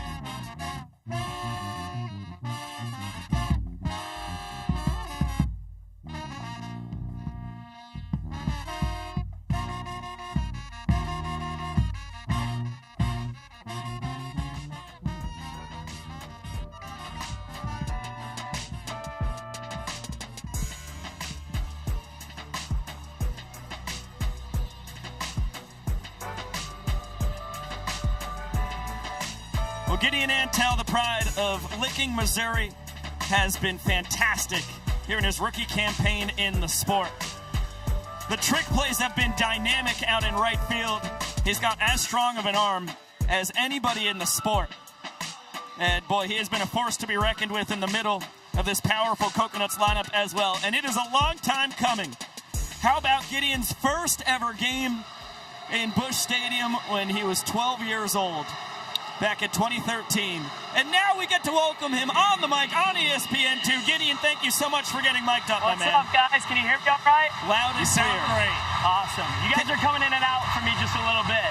Okay, I can get you most do your best to stick with us here. Decent offensive inning for you guys. Yeah, I would say it was all right. Historic proportions. First time the Coconuts have ever put up an 8 spot in a frame. Yeah, that's the first for sure. I don't know what the biggest before that has been. Yeah, neither do I. I don't even think it matters at this point. But just talk about how special this is for you getting to roam right field here in Busch Stadium. I lost lost you guys for a second. What'd you say? Just what is tonight like getting to play here in Busch? As Ben Parker, backflip catch! Can you get a quick soundbite? Gideon from Parker? No, did you guys see that or what? That was pretty darn cool. Well, I heard you before you cut out again. Good. You asked what this night means to me. Yes. And, it honestly means the world. Everybody who plays ball, I would say their dream is to play in the big leagues one day. And, this is my big leagues, man. I mean, banana ball has been everything to me so far. And I'm just so glad to have the opportunity to keep playing the game that I love. Nice play by Thierry there. But, this one back home in Busch, man, it's just really, really special. I can't say enough good things about it. I got my boys that I coached in high school right behind me with their shirts up right here, too. So that's awesome. Go! Yeah. Now, Gideon, your father was your high school baseball coach growing up. I mean, were there any words that he imparted on you prior to this series? Say that one more time. I heard my dad was my high school baseball coach, but I didn't hear what prior to the series. Did he leave you with any wise words prior to this series? Any encouragement for you? Yeah, you cut out again. Just missing the crux of it. Okay, there you go. I got you for a second. Did you get any words from your dad going into this series? Yeah. Basically, relax, have fun, and just take the moment in. I mean, not everybody gets to do this, and just be filled with gratitude and remember why I'm here. And a lot of that goes back to my faith in Jesus. I believe that. Oh, hang on, guys. Yeah, I gotta make this man skate real quick. On the mic. Under the leg. And a boy. Come on. Gideon, you are an electric factory. Souvenir City. My boy Eli. Oh, I missed him. Gideon Antel, thank you so much, my dear friend. Of course, guys. Thanks for having me on. Keep up the stellar work, Gideon. Legendary stuff.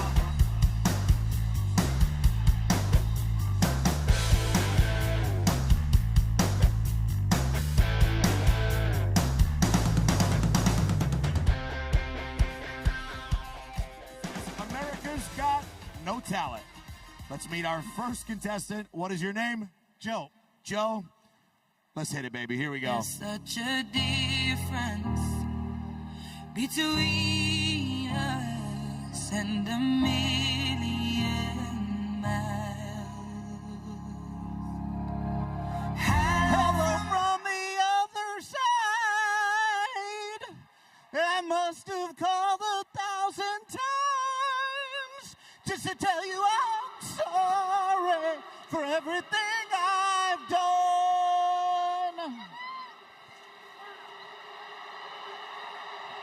The Boo Birds are out. Strong start. Give us your name. Chip. Oh, Chip. Here we go. There were nights of endless pleasure. It was falling on your lost love.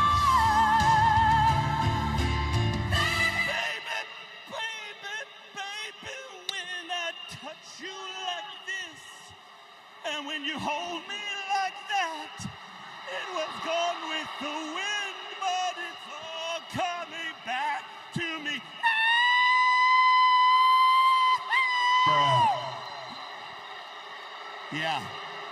Yeah. Like an angel. All right, last, maybe least, I don't know. I don't know if I could beat that. What's your name? Steven. Steven, I don't know if you could beat it either. Let's go. But above all this, I wish you love. And I love you.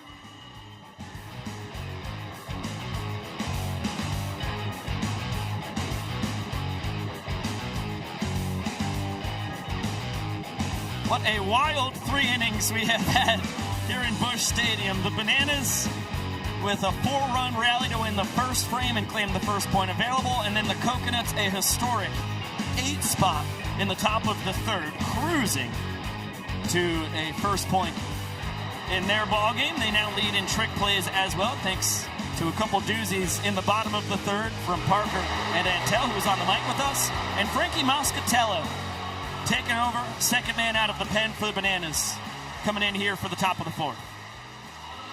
Yeah, Moscatello this season has been a little up and down for the Savannah Bananas, but not exactly pitching in a high leverage spot for this team.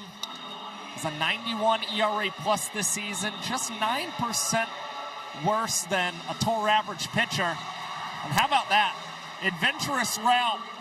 KJ Cox and Robert Anthony Cruz all coming together, and Kyle Jackson, the Bananas third baseman, is the man who makes the play. Well, that's a heck of a start for the man they call Gazoo. Moscatello out of Rocky Point, New York, as you can see. Very proud of being one of the many Italians here in Banana Ball. And boy, Frankie is a powerhouse. 5'8", 195. And a guy who just a couple years ago was consistently throwing 98 miles an hour in the Frontier League en route to winning Pitcher of the Year. That was back in 2023. He's still got the juice as KJ tips it. Cox to the bare hand. Kyle Jackson will claim his first trick play of the ballgame, 65th of the year. And the Bananas trying to fend off the equalizer point from Loco Beach. Now down one trick play. Yeah, that's what the Bananas have got to start doing here. You wish you could probably turn that into two. But right now, you'll take anything you can get behind Frankie Moscatello, who did induce two trick plays the last time he pitched in Minneapolis against these Loco Beach Coconuts. Yeah, he didn't get used last weekend in Denver, but he's got himself a two-trick play, 1-2-3, top of the fourth inning, and Frankie Moscatello has now 3 scoreless frames under his belt here in August. And that is a 1 minute and 32-second inning for Frankie Moscatello. The pace a little bit slower than what we're used to seeing early in this ballgame. That is sorely needed. Well, the great Gazoo in the clutch puts up a goose egg when the Bananas needed it badly. And a sub-2-minute inning when this ball game needed it badly. We've got about 52 and a half minutes remaining on our 2-hour timer. As you can see, we've got some shenanigans afoot out in shallow center field. Big performance currently loading. And we'll see what we have down on the field.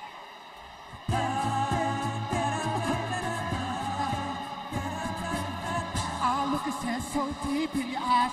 I talk to you more and more every time. When you leave, I'm begging you not to go. Call your name 2-3 times in a row. Such a funny thing for me to try to explain. How I'm feeling in my pride is the one to blame. Cause I know don't understand. It's how you love you do it, no one else can. Gotta look at so crazy right now. So crazy right now. Gotta look at so crazy right now. So crazy right now. Gotta look when you face it right now. Gotta look when you say ah. Look at so crazy love. Gotta look at so crazy love. Hey, hey,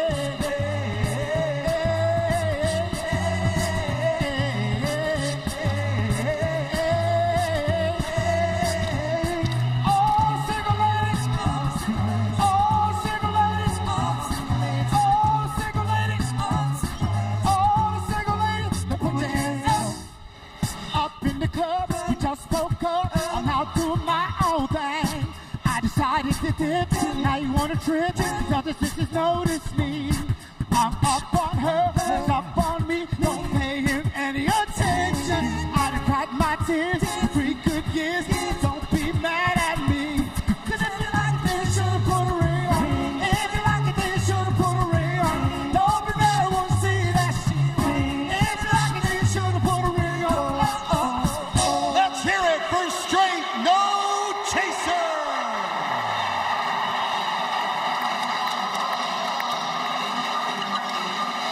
Tremendous a cappella performance. How about that? It's the first of its kind in Banana Ball history. Only took 474 games. 475 if you count the ball game currently going on in Oklahoma City.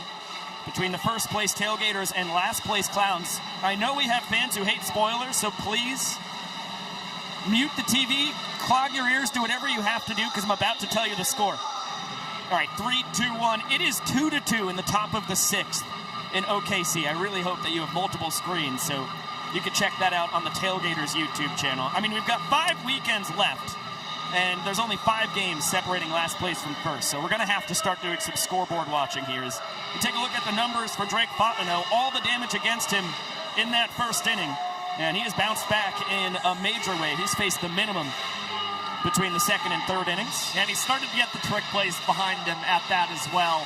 6 trick plays induced over the last 2 innings. A lot of soft contact, only allowed 1 hit to Danny Hosley in that second inning. Now he's battling against the Bananas cleanup hitter tonight, Bill Leroy. But a 2 RBI ball four sprint his first time up, and will ground out to Peyton Chatagnier at second. That was a barrel from Bill. That's a really slick play from Chatagnier. One of those that got on him so quickly, I think it might have been tough to think about a trick play. And now a specialty walk-up for Reese Alexiadis. We have a lot of ground to make up because of you. It's a good thing we're excellent at this. Let's do it.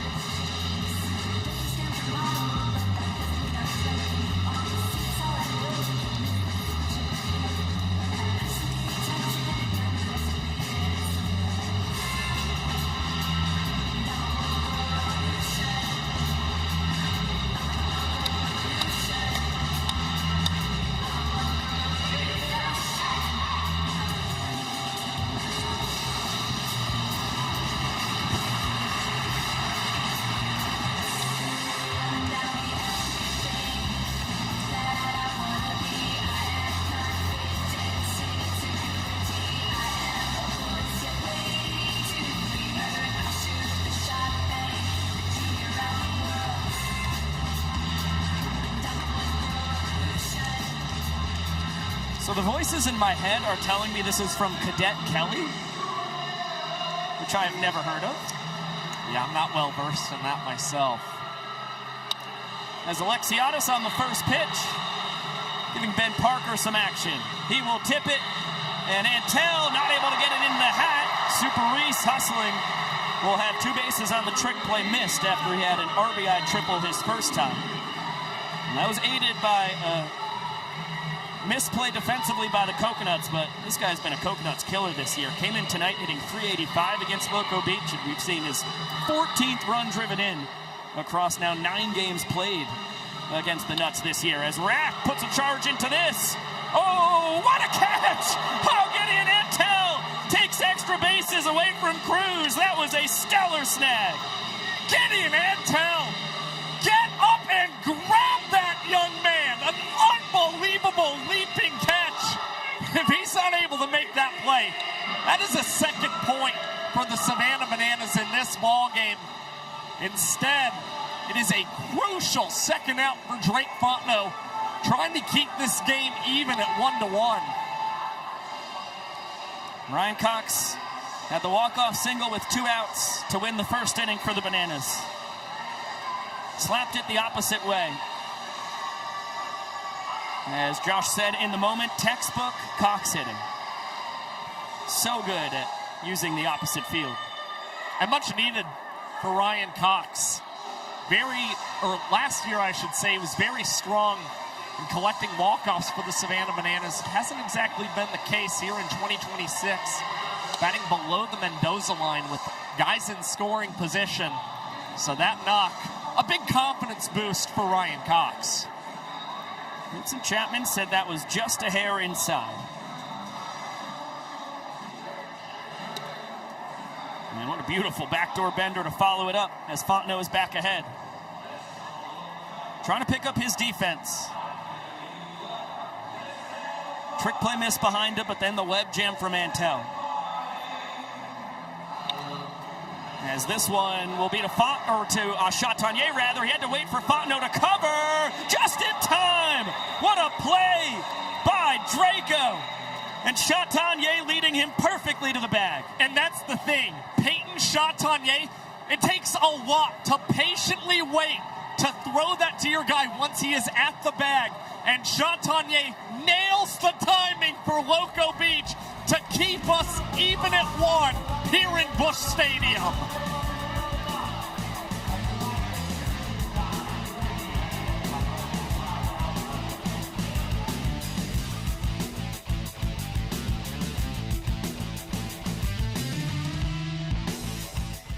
Because it's time for a big ol' hey baby.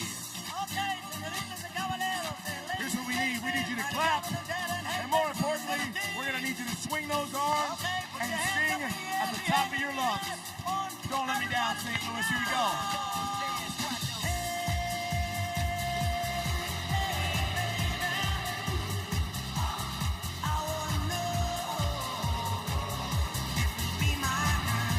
That was pretty good, but let's get a little louder.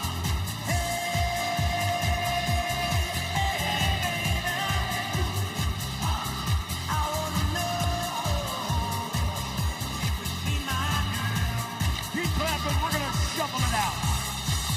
When I saw you walking down the street, I said that's the kind of girl I like to meet. She's so pretty, looks fine. I'm gonna make her mine. Here we go.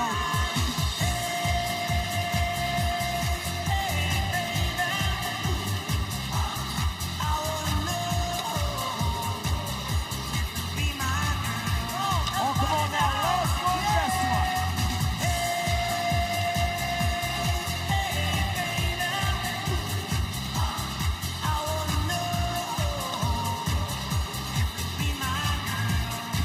That's how you do it, St. Louis. Make some noise!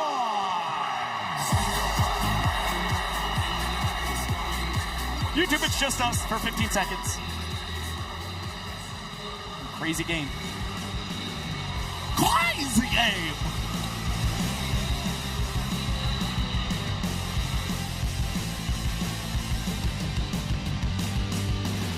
Welcome back to Banana Ball Live on ESPN2.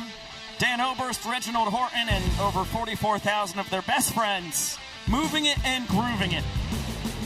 Heading to our 5th inning of action. Hey babying to their heart's content. As we get to welcome in the glove magician, legend of the game, here in his 5th World Tour, Ryan Cox. Thank you so much for getting mic'd up, my man. Fellas, good to hear from you. Good to see you. What a ballpark we got tonight. KJ's hanging out with me right here watching us walk up. Speaking of walk up, what a legend we have in the WPBL here tonight.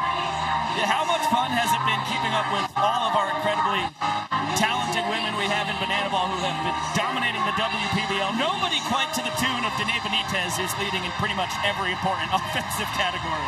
Super cool. I mean, they're trailblazing that sport and being great role models for not just a bunch of young girls, but a bunch of young boys too, watching the game. And it was super cool to have them around and have her back here tonight. Obviously, we've been supporting our teammate Kelsey and watching her battle, and she's just up there just as well. So really cool to see what they're doing and to support their careers because they're legends here too.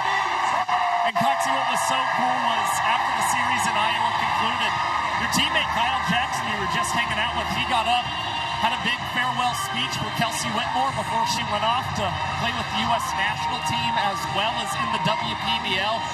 Clearly, she has had quite the impact on your locker room. Wouldn't you say? She's the best. A role model for all of us, a friend that you can confide in, somebody who tells their story very well and powers through, and just being a part of her journey and hearing her story has touched us all. Super impactful, and KJ hit the nail on the head when he was speaking about it and the impact that she left in this jersey, and we can't wait to get her back here soon. That was an incredibly tough matchup for Danae Benitez. You got Frankie Moscatello, 8 years of pro ball, guy who consistently sits low to mid 90s. Been about 92 to 96 here at his first year in Banana Ball, and that is just good old country hardball. That's all right. She's going back and hitting 2 more home runs next game. I would bet on it. So to the top of the order we go, a ball and a strike on Ben Parker. 1-0 to We're in the final quarter of this season here, Cox. I feel like we need to check in on getting the state of banana ball from you at least like every month. We haven't got to talk with you on a broadcast since Iowa City. What are your thoughts here on the league? I mean, we've got last place Clowns taking on the first place Tailgaters. Only 5 games separate them. Yeah, and seeing them last weekend, between the two new teams, the Coconuts and the Clowns, they have such a professional offense and so many good players. Foul ball. But it's cool to watch them adapt into banana ball. Early in the year, everyone's trying to get their feet, figure out what their team identity is, and down the stretch, I mean, you had a heck of a game with the Firefighters and the Party Animals last night. Oh, yeah. You know, a heck of a game here tonight. There's going to be a great game between the Clowns and the Tailgaters. And my favorite thing is being able to go home and watch on YouTube the league and watch how the guys are playing and get inspiration from them and see tendencies. I think the sport's in a great spot. Obviously, we get to go to D.C. at the end of the year. 6 teams competing for the spot to play in the first ever Banana Bowl. And that's just a super cool opportunity to cap off a hard season that we're working our butts off. So much talk has gone on in the locker room about what it takes to get to play in that championship game in D.C. Just one game at a time. We did a good job early in the year putting ourselves out to a hot start, and now it's battling every game. We've been using the term dogfight. Every one of these teams is a good competitor, so it's going to take inning to inning, pitch by pitch to figure out a way to get a W. And with only a little over 10 games left, how do we figure out how to punch our ticket and then play our best baseball rolling into October? Speaking of great competitor, how much fun is it to get to watch Tanner Allen hit? He's 3 for 3 tonight. He just told Frankie Moscatello it was a great pitch. He swung on and missed on the 0-1. He's such a tough guy to go against. We've been talking about it, that we need to run pre-game shifts like while he's hitting.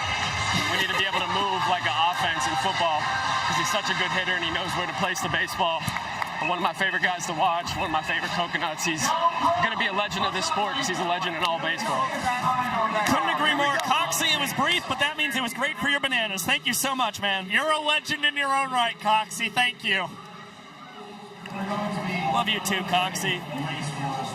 It's always so much fun getting to mic him up. And always so much fun when Matt Adams is in the world of banana ball.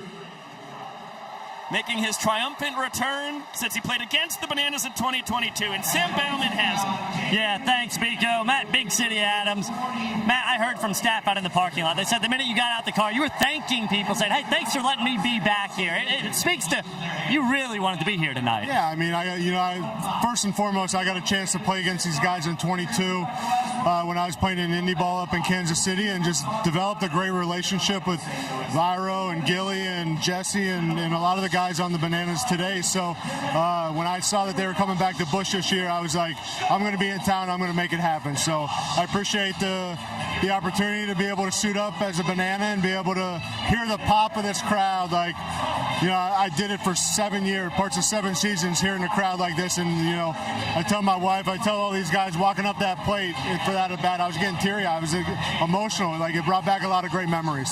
Matt, what made you say yes that first time? Before Banana Ball is what it is now, you said, yeah, I want to go play. Yeah, I think it's a different style of baseball. And I'm all for growing the game in whatever way we can grow this game. And they're going about it the right way. So I was a big WWE wrestling guy, and being able to throw the belt on and do the weigh-in back in 22, like I was all in from day one. And just, again, like super grateful for the opportunity to be able to put this uniform on and be back inside Busch Stadium where a lot of great memories happened. And, just having a great night. I'll speak for Matt Adams. Big City is built for Banana Ball. Great to have him back. I'd like to see him again. I don't know about you guys. Biko? Oh, yeah. I would love to see him again. I subscribe to that. I think it's got to be at least a yearly tradition at this point. I mean, if any way we could recreate that go-ahead home run off Clayton Kershaw in the 2014 Division Series, the people would go nuts. Bottom of the 7th, down 2. Place came unglued. Ty Jackson popping this right side. Osberg and Brewer towards the Bananas dugout, and they run out of room.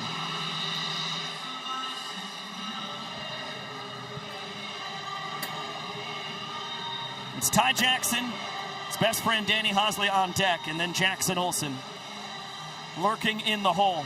Bananas just need one run to reclaim the lead that they had through 2 innings. And Drake Fontenot has settled into cruise control since then. Just 1 hit. The only other base runner to reach on a trick play missed. And this right here is the Fontenot that we know and love. I mean, across his last 37 and 2/3 innings, that goes back to June 18th. How about a 2.63 ERA, a 3.10 MPI, a microscopic 2.6 ball force sprint percentage? As that's a fair ball, Urso has no play. Ty Jackson can really fly, so he'll pick up the infield single. And a 6.8 strikeout to ball force sprint rate for Fontenot across that time, which is the best in the sport. I mean, he is dialed. And it's no surprise. I mean, we mentioned this in Minneapolis, but he is still the guy leading Banana Ball in value over a replacement pitcher this season. He has been 53.3 runs better than a replacement level pitcher in this sport. Nobody else is topping Drake Fontenot right now in that. Check on Ty over at first. That is wise. He's a perfect 14 for 14 in his stolen base tries this year.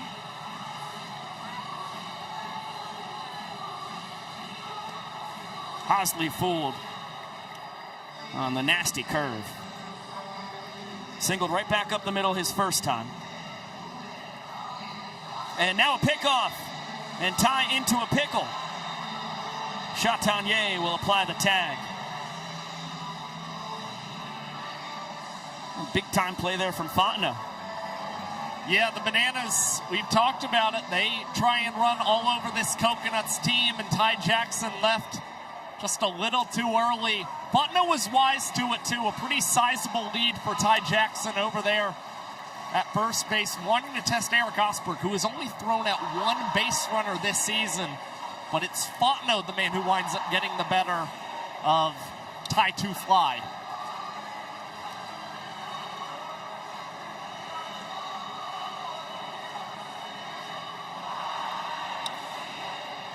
Good battle here from Hosley. Still a 1-2 count on him.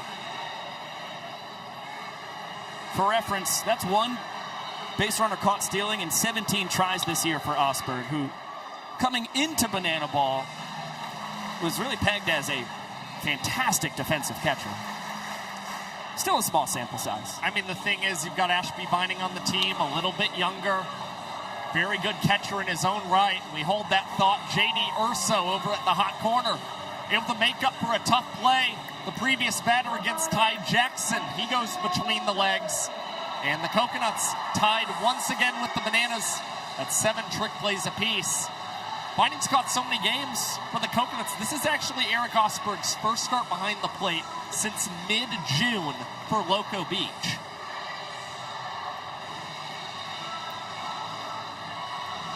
And now it's his former college teammate at the dish in Jackson Olsen.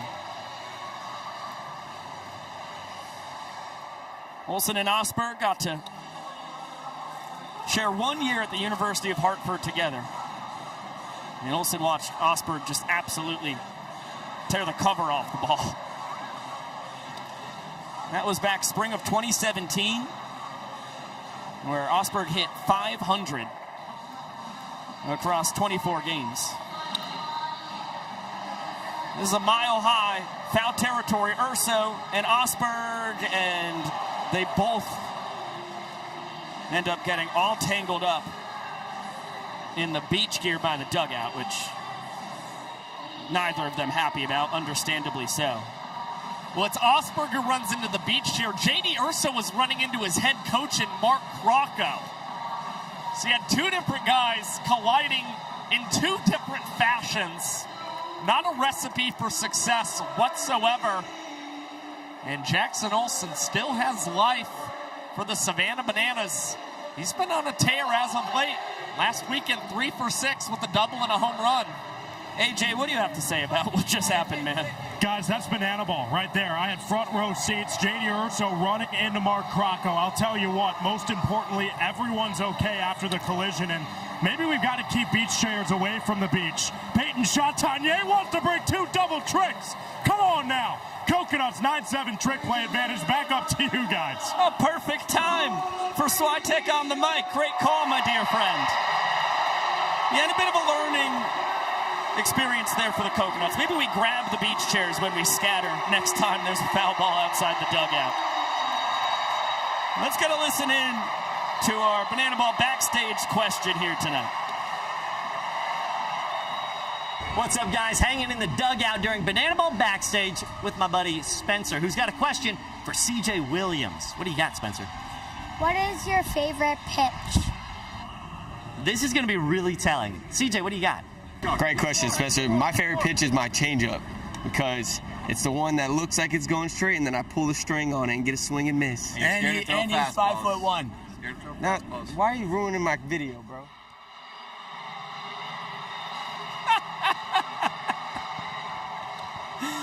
Oh, come on, Filomeno. You're talking to a guy who's 5'10". That's above average for men in the U.S., CJ Williams. Shoot, Filomeno's only 5'11" himself. Got 1 inch on a guy all of a sudden. Dane Tofflin passed the dive of Cox. He's got his 3rd hit of the ball game. He's now a triple away from the cycle. Now, the only bad news for Dane Tofflin, it would be the first triple of his Banana Ball career, but certainly attainable. There's a lot of space out in right center field, probably his best shot at it, with 3 innings still to play here tonight. Brett Besser is the new man on the mound, so Frankie Moscatello, how about 3 straight fantastic outings in August, up to 4 scoreless frames in the month. And he might be exactly what this Bananas team is looking for here as they head towards the playoff push. Yeah, they're just looking for guys who are pitching with a lot of confidence on the pitcher's mound, and we certainly saw that from Frankie Moscatello. Now they're trying to keep that going with their left-hander in Grant Besser, who last pitched against the Firefighters back in Grayson Stadium late July, early August.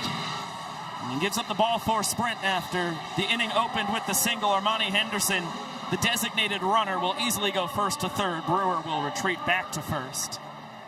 He's aboard for the 3rd time tonight. Single, trick play missed, and now the ball for a sprint. The only time he's been retired was a foul out to the fans. Coconuts in business. Game tied at 1, and Gideon Antell smokes this foul. 1 for 3 nights so far for the Missouri kid. Here in his home state, playing in the ballpark of the team he grew up rooting for in the Cardinals. Looking for the biggest swing of the night, and he rifles this deep out to right. Alexiadis able to avoid Peter Collada to make the catch. And both runners will tag. Henderson scores on the sac fly. Brewer up to second. And Antell tips his cap to Super Reese. That was an impressive play with 3 mascots and a kid being held by Peter Collada. Oh my God! I mean, you're looking at an extremely hairy situation. Nonetheless, Alexiadis able to field the ball that was genuinely hit perfectly in right field. And the Coconuts, their situational hitting tonight has been pretty solid. That is their 3rd sacrifice fly of this ball game. Yeah, the first 2 came in their 8-run 3rd, which led to their lone point of the ball game thus far. A 3-1 count now on Eric Osberg, who will earn the sprint. That one just missed. Single his first 2 times. He was pinch hit for by Caden Bowler. Last time his spot in the order was due to swing it. So he's got a ball for a sprint. 2nd run driven in tonight, make it 26 on the year for Osberg.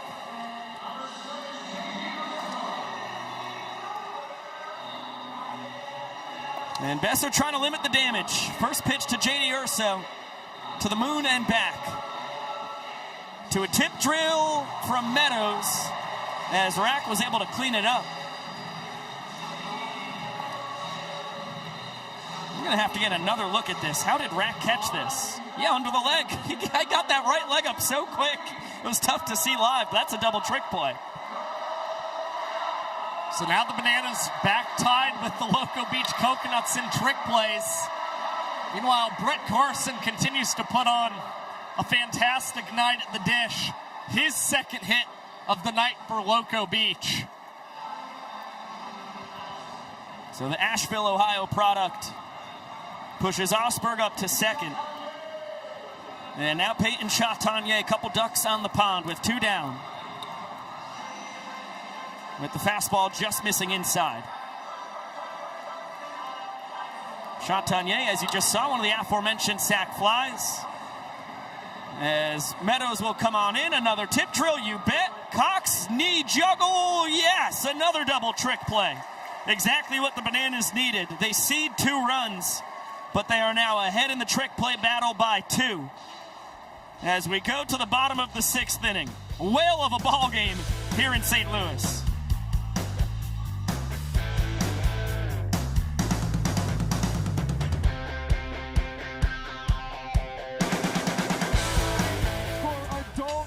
Swim. I need all the adult women in the stadium tonight to please get on your feet. All adult women who are able, please join us.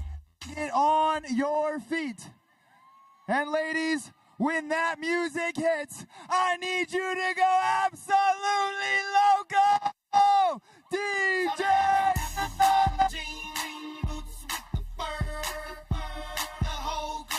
I see you, ladies.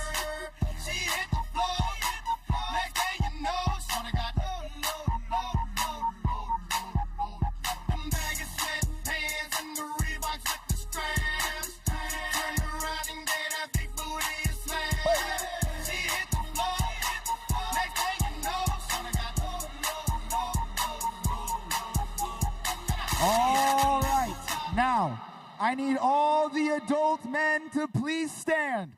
All the adult men who are able, please get on to your feet. And fellas, when that music hits, I need you to go crazy. But you know what? We are in the official Busch Stadium tarps off section. So fellas, get those shirts off.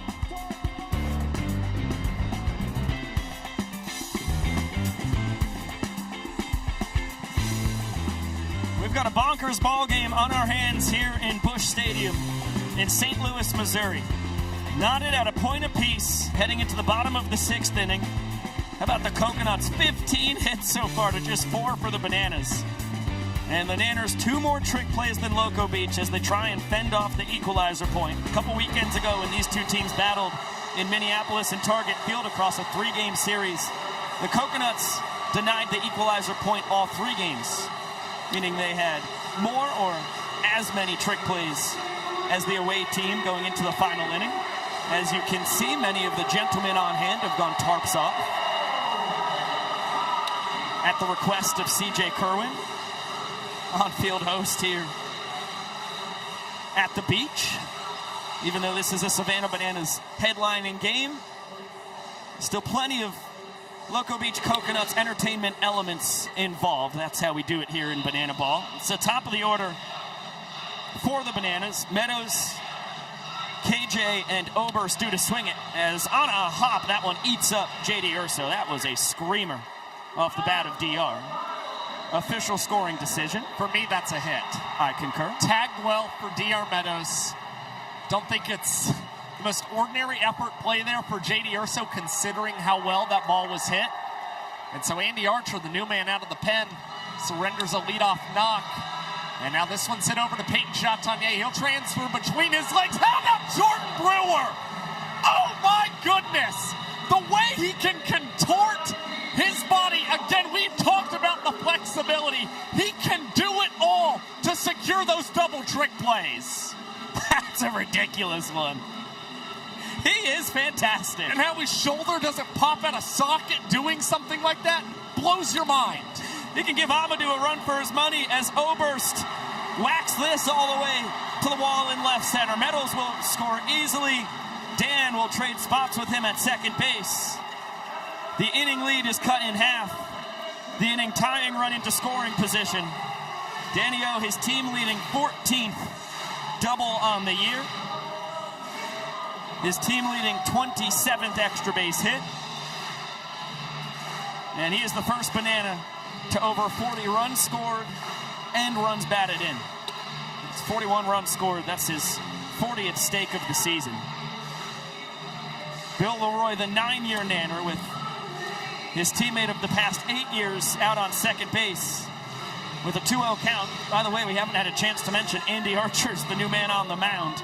The Mantis spent the last 2 years as a teammate of Leroy and Oberst on the Bananas. 5th round draft pick taken 39th overall by Loco Beach. Trying to turn these 2 runs into a point. And he's behind 3-1 against his former catcher.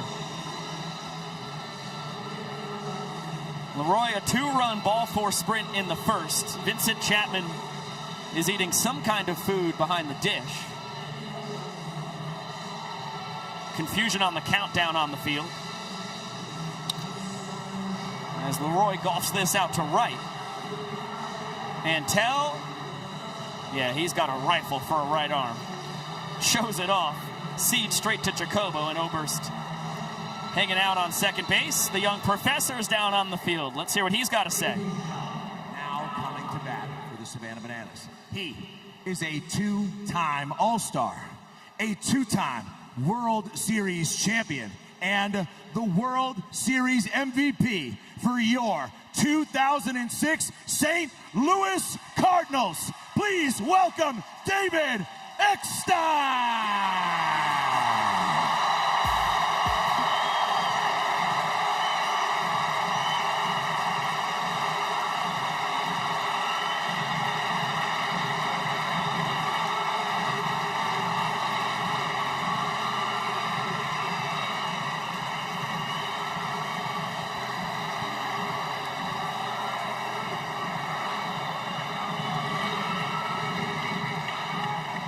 What a treat. Everybody on their feet here in Busch Stadium. David Eckstein,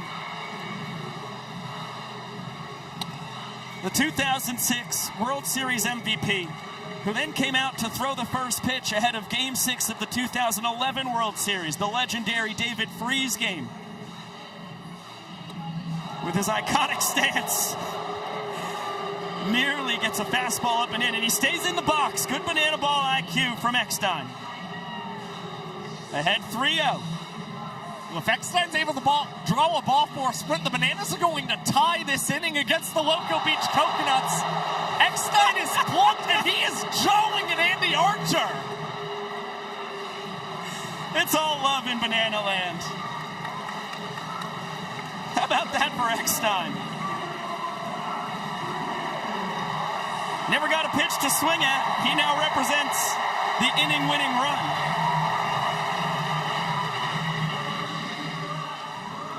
Fastball right off the keister. Slam of the bat, an instant smile. Two of the nicest guys you will find, Eckstein and Archer. So Alexiadis will be re-entered for Eckstein over at first.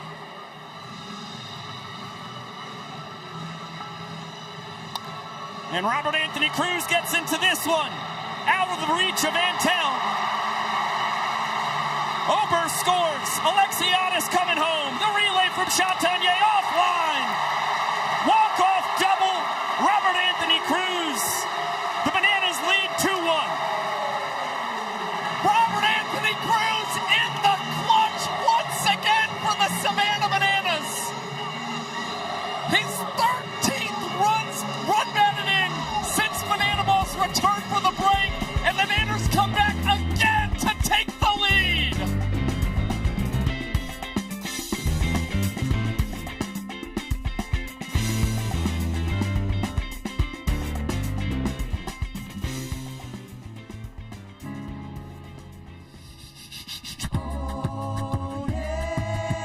She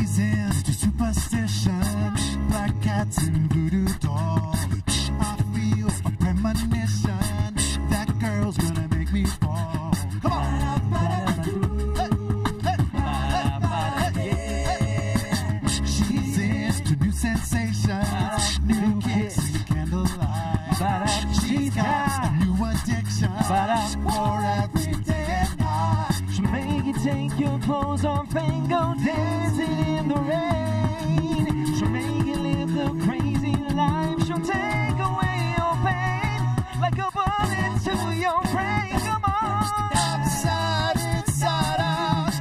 La vida loca. She'll pull you down. La vida loca. Her lips are devil red and her skin is the color of mocha.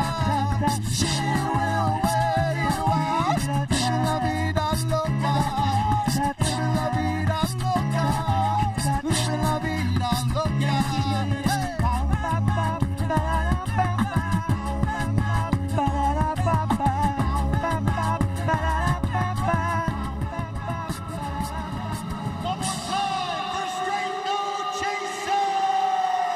We catch the tail end of a performance from Straight No Chaser, their second of the ball game.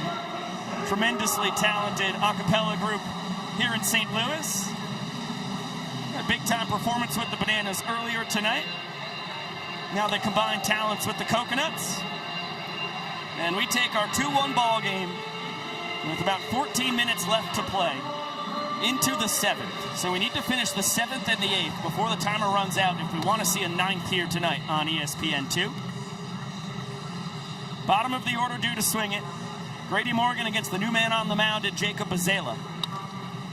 And Morgan skies this to shallow center. Cox and Olsen coming together. Cox calls off his second baseman. Meadows into the cap. Another double trick play between the Bananas shortstop and center fielder as they are back ahead in the trick play battle by 2. And you can tell the Bananas are desperately trying to deny that equalizer point. Ordinarily, that's a ball you're always going to let your second baseman field, but Ryan Cox, so certain in the trick play department, he's the man calling up Olsen to initiate a tip, and after that, there's nobody who's better at teaming up for a double trick play, especially in those situations, than D.R. Meadows. Another hat catch. So the Nanners with a 2 trick play edge, and Ben Parker finds himself on base yet again. Third time he has reached for Loco Beach, and he's done it 3 different ways. A steal of first, a hit by pitch, and now a single in the center. Tanner Allen's been aboard 3 times as well. He's done it the old-fashioned way, 3 knocks. Singles in the first, second, and third innings. His 5th straight multi-hit game. Tore leader in hits, is up to 87. Put Goodwood on this, but Alexiadis there to tip it. And Meadows into the hat again, able to get the roll. And make it 15 trick plays on the ball game now. DR with his 5th. Alexiadis his 2nd out in right.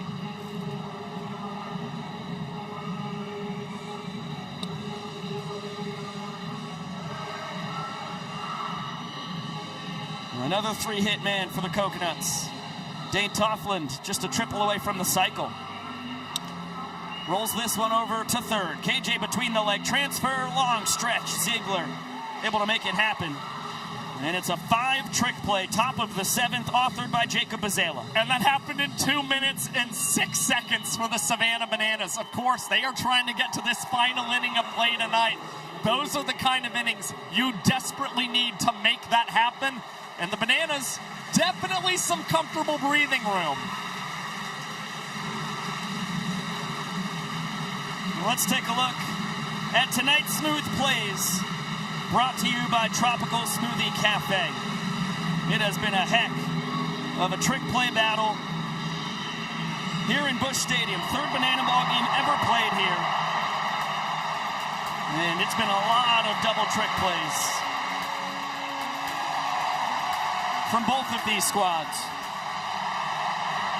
And we got to see about 1.5 of them.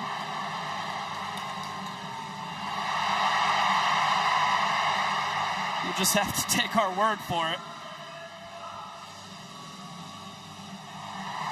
Bananas with 16 trick plays, Coconuts with 11. As they turn to the southpaw out of Cicero, Illinois, Joe Filomeno, former Texas Rangers minor leaguer, has spent a couple years in independent pro ball, and then last professional baseball season was in the winter of 2019 to 2020 for the Brisbane Bandits in the Australian Baseball League, brought out of retirement by Mark Crocco and company in the 9th round of the draft, as Filomeno bobbles this and will underhand it to first, taking care of Ryan Cox. Certainly was thinking of a trick play. Make sure that the inning-winning run is not aboard to open up his inning of work. Yeah, that's the right kind of recovery for Joe Filomeno.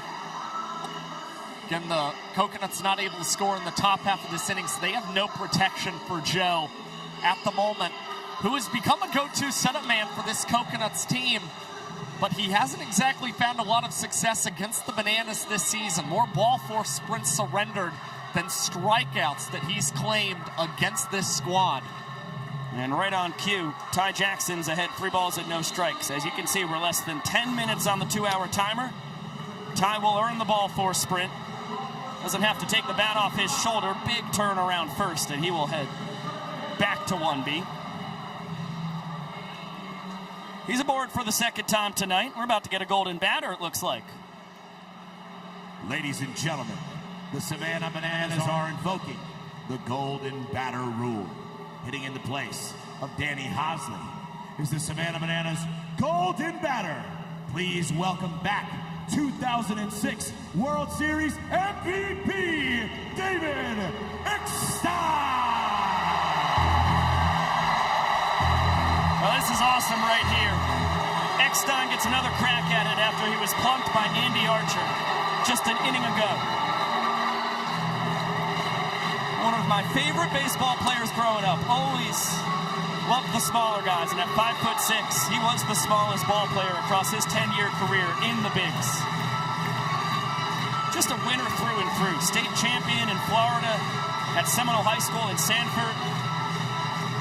4 years in the Red Sox minor league system, got DFA'd. 2 days later, the Angels signed him, and he turned into a tremendous big leaguer. Wow, and he gets a big-time bender from Filomeno. I mean, he was just one of those gritty ball players. Guy who wasn't afraid to get dirty. And he came over to St. Louis, was an all-star each of his first 2 seasons. And now Filomeno is going to get the double play against David Eckstein. Sal Jacobo helping initiate that double play at the second base bag. And after Mazzella threw a 2:06 frame, how about Joe with 2 minutes and 3 seconds for Loco Beach? And what a play by Jacobo. I think interference would have been ruled on Ty Jackson there if Sal wasn't able to twist it. But how about the scoop and avoiding Ty Jackson barreling in without a slide? I mean, Sal is truly a wizard with the glove as we get a quick check-in on the countdown to the Banana Bowl. 49 days and change. It'll be October 10th in Nationals Park. All 6 teams will be there. We've got the top 4 teams out of the 6 in this inaugural season of the Banana Ball Championship League will make the semifinals. The winners of those 2-game series that could come down to series showdowns at Grayson Stadium will face off in the Banana Bowl, which will be the biggest event in Banana Ball history to date. And will be free to watch on the Disney YouTube channel and also catch it on Disney+. Jacob Mazzella out for a second inning of work. Big Boppers here to swing it. 4 through 6 in the order for Loco Beach. Jordan Brewer first. Front door bender to even up the count. Gideon Antel on deck. Eric Osberg in the hole.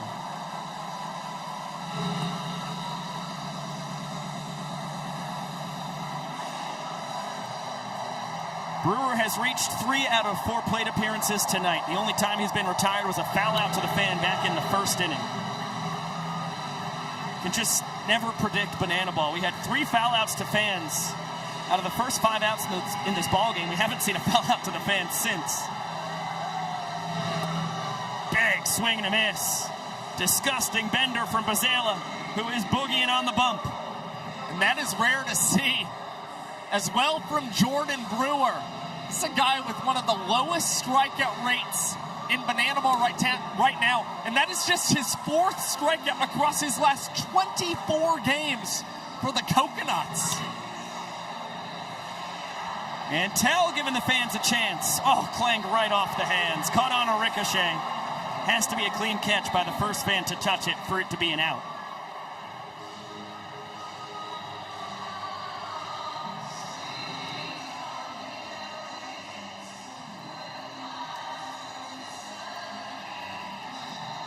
It's a 1-2 count here on Gideon. Hot shot to short. Cox between the leg transfer. Right to the chest of Ziegler. Ryan Cox, his third trick play of the ball game.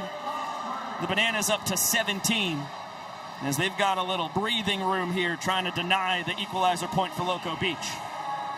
Yeah, it's going to be exceptionally hard for the Coconuts now to try and earn that equalizer point.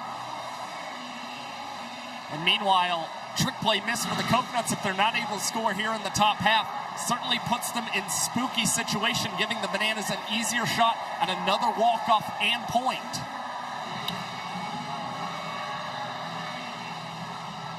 Eric Osberg battling with 2 strikes.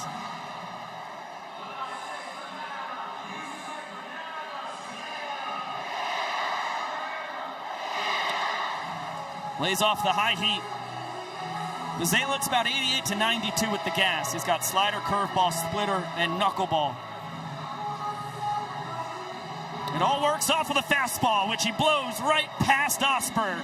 Pure nitro and a roar from a smiling Bazalek. 2 innings of shutout relief from the rookie. This is the Jacob Bazalek that we saw at the start of 2026 with the Savannah Bananas. All of a sudden, he is dialed back in. Just about every pitch in that arsenal working. And the Bananas still clinging to their 2-1 lead thanks to their rookie right-hander. Well, if you take out his tough inning in Coors Field last weekend, across his last 10 innings, just 3 earned runs. Now 13 Ks compared to 2 ball 4 sprints. He is really rounding into form. As you get a look at the tail of the tape here with C.J. Williams, the Coconuts' fantastic closer, coming in at a game where Loco Beach trails by 1, which we saw C.J. do a couple times in Minneapolis 2 weekends ago, the last time these 2 teams faced off. I mean, this guy has been ridiculous. And in August, more of the same. 5 appearances, 7 innings pitched. He has not allowed a run. Just 3 hits, 2 sprints, and 4 strikeouts. He's been trusting his defense. They've been coming up clutch behind him. He's got Jackson Olsen in the 10-hole. He's got a ball and a strike on him. And then Meadows and KJ at the top.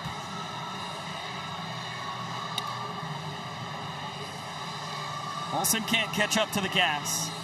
Part of a 5-pitch mix. 4-seam, 2-seam cut fastballs, changeup and slider. We heard from him earlier in the broadcast, the changeup his favorite pitch, and that is why right there. It really might be one of the best pitches in banana ball history. That thing just disappears. Well, the changeups, I mean, you think about Danny Hosley having the best changeup in our sport, the most prolific pitch from any single guy. C.J. Williams is putting himself in that conversation as well. Another guy with an incredibly high strikeout rate this season. And he's got to keep pouring in the strikes. We're at 1.5 minutes on the 2-hour time limit. If time were to expire, this game is over, and the Savannah Bananas are 2-1 victors. And that's something we have hardly seen in banana ball history.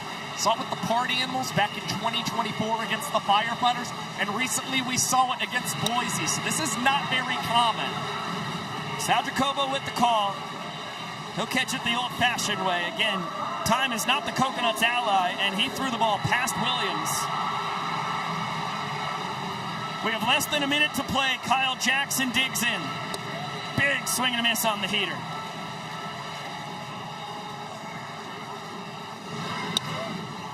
Count is 0-2. Williams working quickly. Pounding the zone. Can the fans put a close to this 8th inning? It is a clean catch. KJ fouls out to the fans with about 30 seconds remaining on the timer. Beautiful snag by that man who's rocking the Chapman shirt. The fans in the clutch get us to the final inning where every run will count for a point. We've still got a nail biter on our hands. And the fans actually are going to use a challenge. So the fans are challenging the foul out to the fans. You don't see that every night in Banana Ball. Get another look here. It's got to be a clean catch, and it was. What a beautiful barehanded snag. His left hand looks like he's got some kind of... Oh, no, it was bobbled. Oh, my gosh. Okay. The umpires are going to let it fly. And we will get a ninth inning here in St. Louis. The Bananas clinging to a 2-1 lead.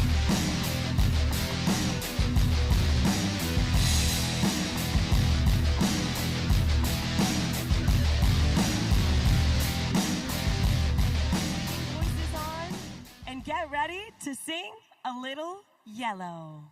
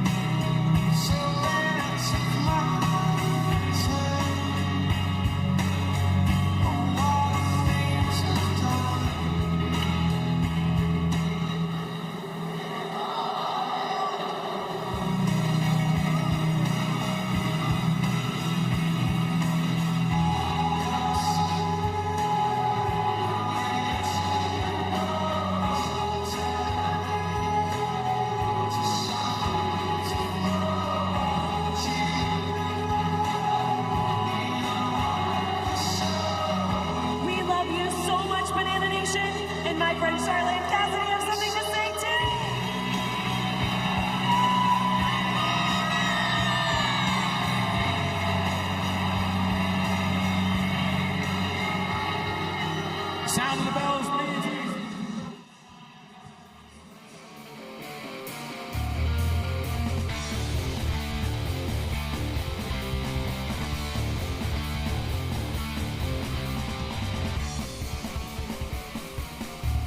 Another look at the catch by the fan that sent this game to the ninth inning with just over 30 seconds to go. And as you look at it, yeah, if the umpires took their time reviewing it, that actually should have been overturned. And KJ should have still been at the dish. The timer would have run out. The Bananas would have won 2-1. But, thankfully, they took a quick look, said we want a ninth inning, and we get more Banana Ball. And given how close this Banana Ball game has been, I mean, thank goodness we're in this position. Of course, all runs that are scored here in the final inning count as points. If the game is tied, you go to Showdown Tiebreakers, Banana Ball's version of extra innings. And the Bananas, hoping that they will not be in that situation, still clinging to that 2-1 lead as they have turned to their closer since 2023. It has always been Danny Do-It-All Hosley. 11 saves this season for the Savannah Bananas.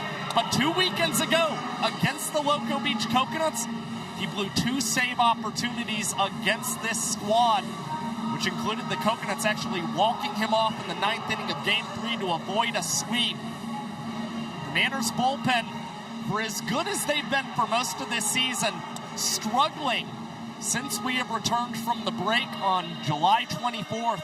They've got just 1 save in 5 total save opportunities between the likes of Danny Hosley, Jacob Azela, a couple other guys. Yeah, and that's a big twist on what has been the superpower of this team. It's the offense that has been the problem for the Bananas the vast majority of the time. Ladies More to say on that, but for now we've got a golden batter. The Loco Beach Coconuts are invoking the Golden Batter Rule. Hitting in place for J.D. Urso is the Coconut Cowboy, number 10, Tanner Allen. Well, no surprise that it's TA who gets the Golden Batter opportunity. 3 for 5 on the ball game. He's got a 36-game on base streak, a 16-game hitting streak. And batting .333 is the Golden Batter this season. He's been the Coconuts' go-to guy for most of this year. It's the smart play, and Tanner Allen floats this one into left field. That is just narrowly going to fall foul. Yeah, Allen's up to 87 hits now, which is 18 more than Jackie Bradley Jr. as the second most hits in the sport. And this is the 20th time this year Crocco has turned to TA as the Golden Batter. Only Kyle Martin on the Tailgaters has been utilized more in this role. Hosley pounding the zone, giving the fans a chance. No catch in the second deck. Left field umpire John Fretch signaling it was bobbled. How about that? And this one yanked into right field. The game's tying run is aboard. TA, his 4th hit of the ball game. He is ridiculous. Well, he's told us a couple different times, there's nobody having more fun than me on the Banana Ball Diamond. And you just see it. He plays the game in such an easy fashion. Even in the 9th inning, it's not a situation where you see him facing a lot of pressure. He is even-keeled the entire time as he's trying to inspire a rally. Brett Carson, a swing and a miss on the Vulcan changeup from Hosley. Check on Armani Henderson, the designated runner for the Coconuts, who has 15 steals, but he has been caught 7 times this year. Fastball misses down and in.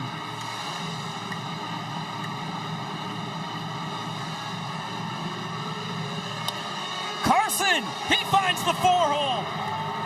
Henderson's getting the windmill. Throw from Alexiadis, not in time.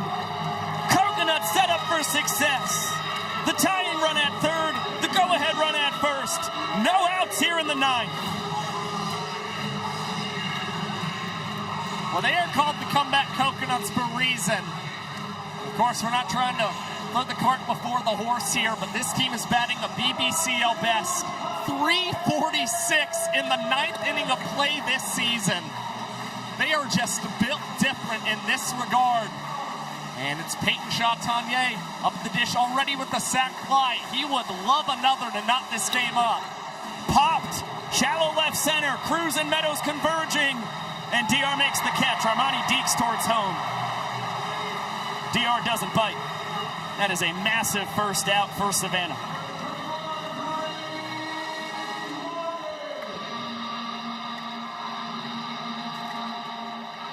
Speed from Meadows on display. Corners are in for the Bananas. Cox and Olsen up the middle.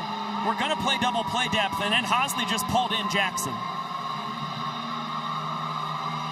He said, I want you on the grass. Bill Leroy now motioning Olsen to close up the 4-hole a little more. Grady Morgan at the dish.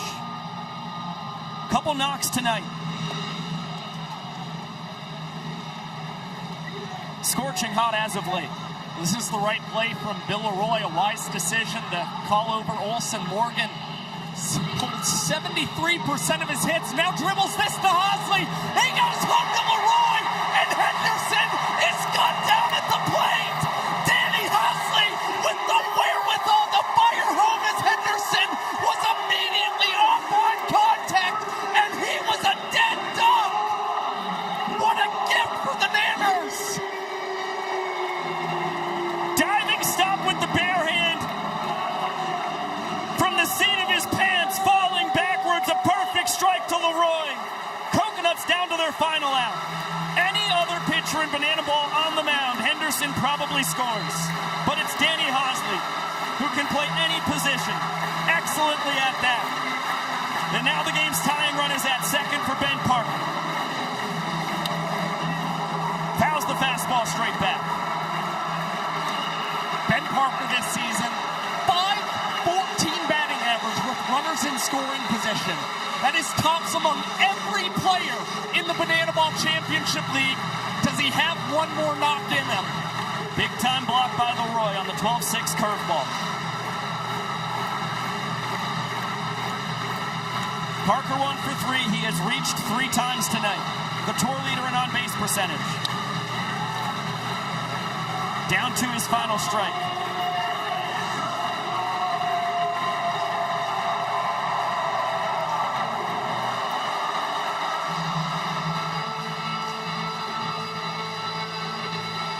The 1-2. Lined into right field. Carson getting the wave around. We are tied at 2. Ben Parker in the clutch. This is just what he does. And the comeback Coconuts, they have done it again. A 2-0 ball game. And there is another man 90 feet away from scoring a go-ahead run that would become a point. And the Bananas were a web gem from Jackson Olsen away from winning this game. Too much velo on the scolded ball off the bat of Ben Parker.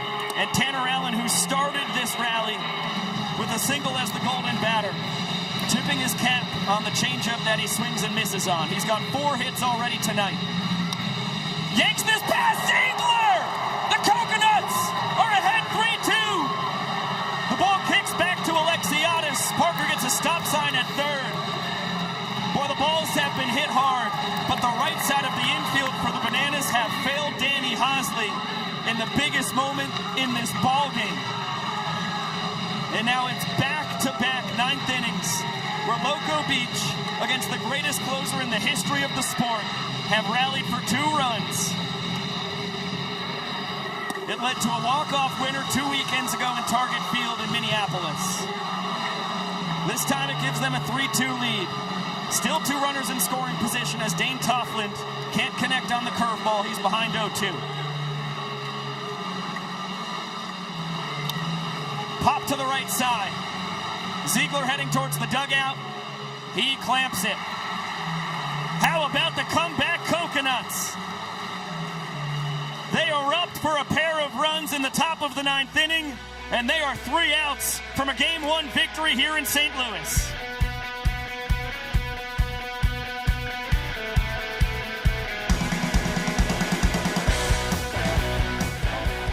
To 2 points for the Savannah Bananas. So here's the situation here and now as we head to the bottom of the 9th. The Savannah Bananas need to score 1 point in order to send it to a showdown.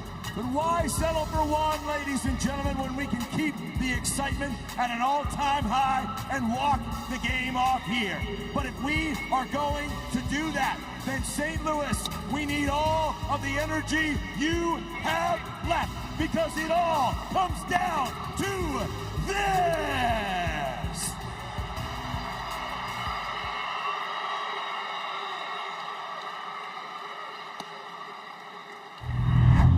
Bring out the villain. The dazzling rookie closer is ready to come out.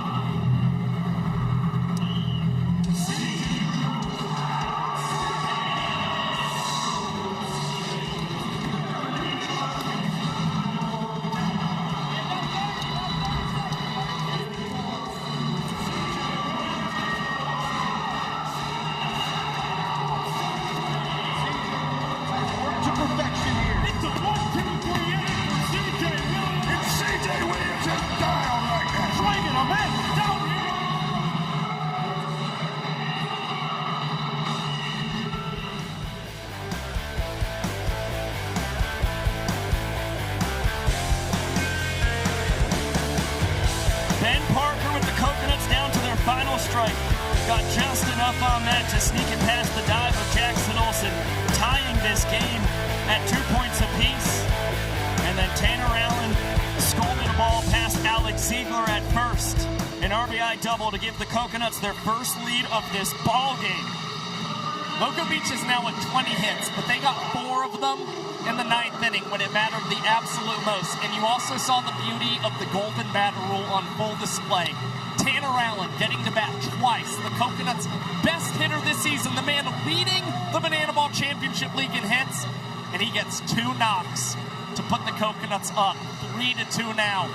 CJ Williams is in line for the win, and Dan Oberst blasts this one out to left field, and his name is Dan Oberst! Game-tying solo shot on Jess Williams' second pitch of the bottom of the 9th. What more do you want from this game? How about the response from the Bananas' best hitter? 3-3, bottom of the 9th.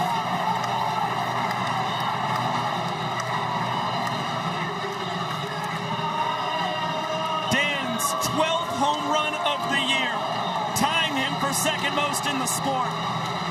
And once again, he comes through in the clutch. And Dan Oberst, he only had one opportunity there for the Bananas. They already used their golden batter tonight. They used it for David Eckstein. So they were just going to have to go the traditional way through this order. Of course, that is still the case. But Dan Oberst had that one opportunity against CJ Williams. And once again, we have talked about it all year long. He's come through and delivered for this team. Knotted at 3. We'll see what Bill Leroy has to say.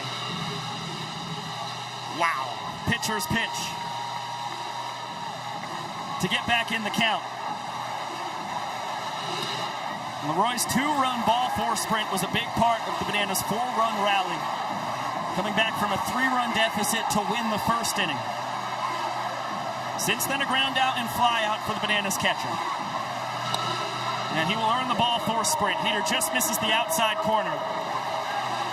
Williams and Chapman are yelling at each other. The Bananas have the game-winning run on first base. And Reese Alexiadis, who had the inning-tying triple in the first, will dig in. Bryce Grzaffi, the Bananas' designated runner, takes over for his co-captain, Bill Leroy.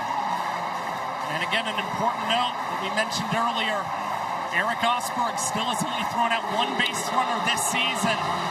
We'll see if Grzaffi decides to test that here in the final inning and get himself into scoring position for the Nanners, who are 4 for 8 tonight with the ball 4 sprint with guys in scoring position.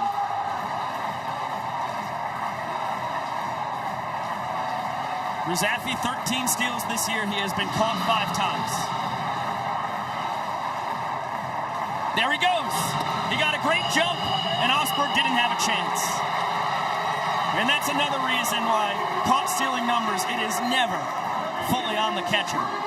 That was one where Grizz got a fantastic jump on CJ Williams, and he had second base stolen before Osberg got the ball. Well, after he checked on Grizz, he was paying him no attention after that. Grzaffi noticed that. Now Alexiadis, a big cut. Can't try and get too big here. You are just trying to put the ball in play and at least record a productive out.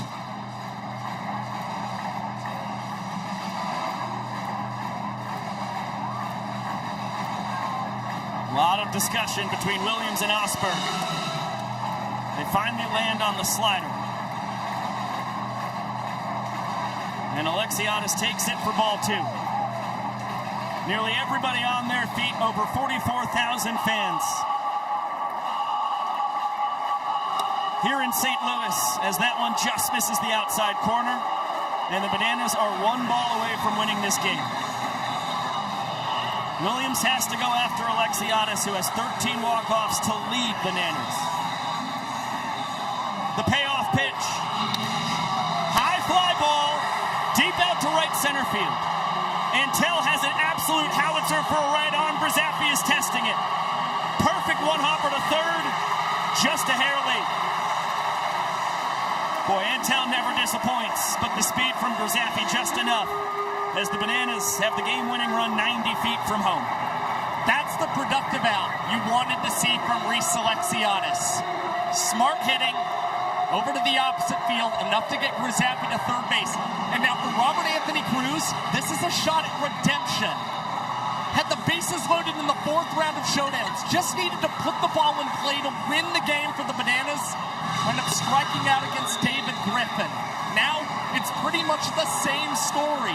Just try and put that ball in play, hope that you beat the infield that is shifted in, and see if you can be the hero. He's quickly behind 0-2. Of course, what Josh talks about was last Saturday night in Coors Field as the Clowns completed a 2-game sweep against the Bananas. Rack his last time up, a walk-off double to win the 6th. Big league take from the former Nationals minor leaguer.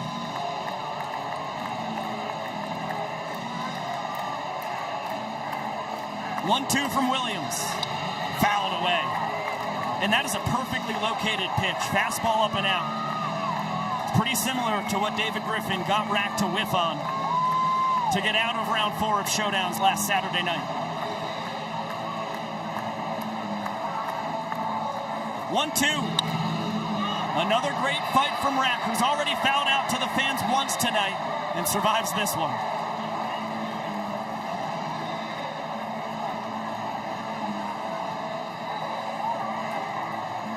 We'll get a third 1-2 pitch from Williams to Cruz. Right back up the middle. Robert Anthony Cruz is the hero for the Bananas. 4-3 victory for Savannah in a wild series opener. Night 1 here in the Lou.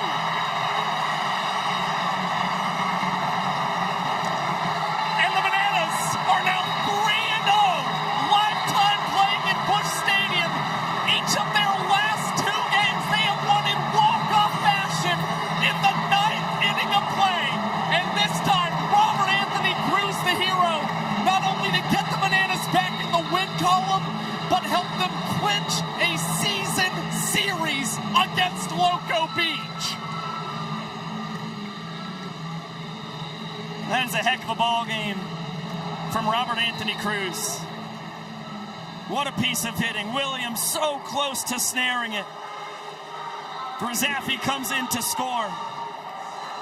And after fouling out to the fans his first trip to the dish, Rack a line out to right, robbed of extra bases on a fantastic play by Antel. Then the 2-run double that won the 6th inning, the RBI single that won the game. 3 straight barrels to close out his night. And we'll see the boys dance.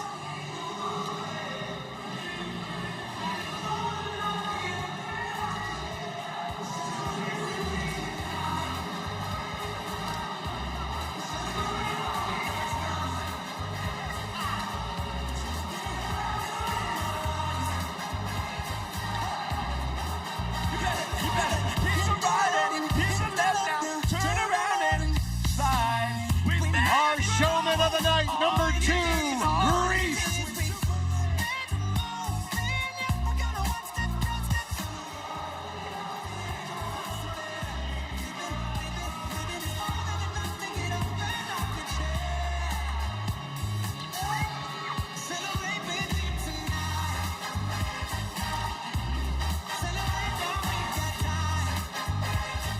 Dakota Stilts Albritton brings out the victory flag for the Savannah Bananas, who improved to 27-22 as the Coconuts are now 26-25.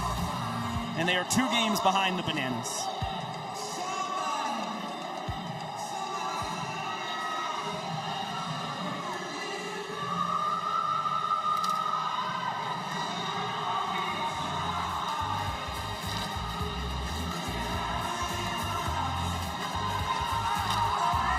Again, for those who don't love spoilers, you're about to get the final score from Oklahoma City, so please beware. And here it is. The Texas Tailgaters, a thrilling 4-3 victory over the Clowns, which means the Bananas are still a half game behind the Tailgaters for first place here in Banana Ball. And while Rack was the hero at the end of it all, Reese Alexiadis, the showman of the game. A couple trick plays out in right. The RBI triple that tied the first inning. and a specialty walk-up with Max Young-Goldberg. Everything this guy did tonight is pretty excellent for the Bananas. We've talked about it. Every game he's ever played against the Coconuts in his career, he has recorded a run batted in. Of course, helped lead the Bananas to a pretty crucial point in the first inning with that RBI triple. Helped them deny the equalizer point with the trick plays. Had a walk-up as well, so factored in on the entertainment side.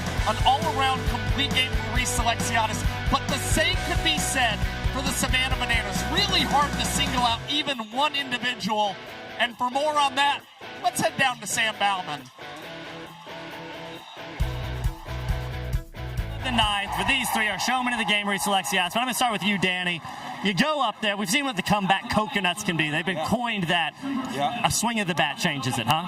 Yeah, I got a good pitch to hit. CJ's an unbelievable closer, and we've had some fun battles. I know we'll probably do it again tomorrow, but Rack comes up, Hugh JB, Reese comes up, Hugh JB. So whole team honestly makes the craziest play I've ever seen on the mound, but that was fun, man. I mean, what a way to win. That bat by Rack, I want to go watch it right now. We get to Rack in just a second. We go to Reese. You go up there. Obviously, the bat working for you tonight. Vision, getting on base, important though. No, we're just trying to move them over. That's it. We got one job to do, just move them over, and that's what we did, and gave an opportunity for the next guys up. That next guy, Robert Anthony Cruz. Rack, you had a chance at Coors Field last week. Yes. You come in here tonight, vengeance on the mind. Yes, absolutely, man. The team's on the mind. Tell you what, Reese Alexiadis, a bat right before me. His job was to move him over. Man on second, nobody out. We work on that in practice, and that's exactly what he did. Dan Oberst, oh my gosh, what the heck, bro. So many homers late in the game to keep us in the ball game. I mean, that was deflating, losing in the ninth, and then all of a sudden, boom, homer, tie it. As soon as that happened, there was belief in the dugout. You saw that out of Reese's at-bat, saw that out of my at-bat. I was just trying to do something for the team, not try to do too much. Very thankful. Reese, playoffs just around the corner. How much does a win like this mean for your boys? Everything. Let's go. Reggie, what do you got for us real quick? Man, that was effort. That was love you. Effort, guys. We're going to do it again tomorrow. That's right. Yes, sir. Have a good night's sleep, and we're going to finish the job. Let's go, guys. Come on! Only Reggie, guys. He's got it all down. Thank you, SB. We love you too, Reginald Horton. All-time post-game interview from some Bananas legends right there as they clinch the season series against the comeback Loco Beach Coconuts, who did a whole lot of scoring. The problem is they did not spread it out throughout this ballgame. As we welcome you back inside with the statistical savant of Banana Ball, Josh Talevsky, Biko Scala. Again, happy Big Tiger Friday. Thank you so much for spending it with us for one of the wildest ball games of this season. And a back and forth affair. Coconuts took their first lead of the game in the top of the ninth. They were down to their final strike, and the Bananas bounced right back with the two-run rally in the bottom half. And I think what really needs to be said is that the clutch gene has been reactivated for the Savannah Bananas. So far in August, they entered tonight batting .340 with runners in scoring position this month alone. Then they went 5 for 10 with the ball four sprint with guys in scoring position here tonight. And the Coconuts had 4 different opportunities to hold leads in this ballgame tonight. They only did that one time when they'd scored 8 runs in the frame. The other times you saw implosions on the mound for their pitchers. So for the Bananas to be able to do that, they had to grit out ABs and activate clutch hitting. And they certainly did a phenomenal job in that. And I'll tell you what, as we get closer to the Banana Ball Championship League playoffs, if the Bananas are able to find that clutch gene for the rest of this season, that makes them even more dangerous when you think about them potentially competing in the playoffs and maybe even that Banana Bowl. Yeah, you talk about this Bananas team, one of their biggest problems, hitting with runners in scoring position. They're hitting below 270 in that department. Every other team in the Banana Ball Championship League is above 300. So if the Nanners can figure that out, they certainly are a whole lot more dangerous. We will be right back here, same place, same time on ESPN2 tomorrow night. It'll be 7 p.m. Central, 8 p.m. Eastern, and we will have the finale of this 2-game set between the Coconuts and Bananas from St. Louis. Cannot wait to see how it unfolds. We will catch you tomorrow. A lot more to talk about on this wild one. We'll get that going on the pregame show, which will be on ESPN Plus, as well as the Bananas YouTube channel a half an hour before first pitch. A big shout out to our entire crew here in the world of BTV, for the folks all the way back an hour in the future in Savannah in the control room. This broadcast directed by Alex Gross, and for the folks here in St. Louis, a big shout out to our producer Chad Reese, the executive producer of BTV Josh Richardson, our guys down on the field Sam Bauman and AJ Switek, and up in the booth Mr. Josh Talevsky, Biko Scala. We will see you tomorrow night, and of course we will see you later.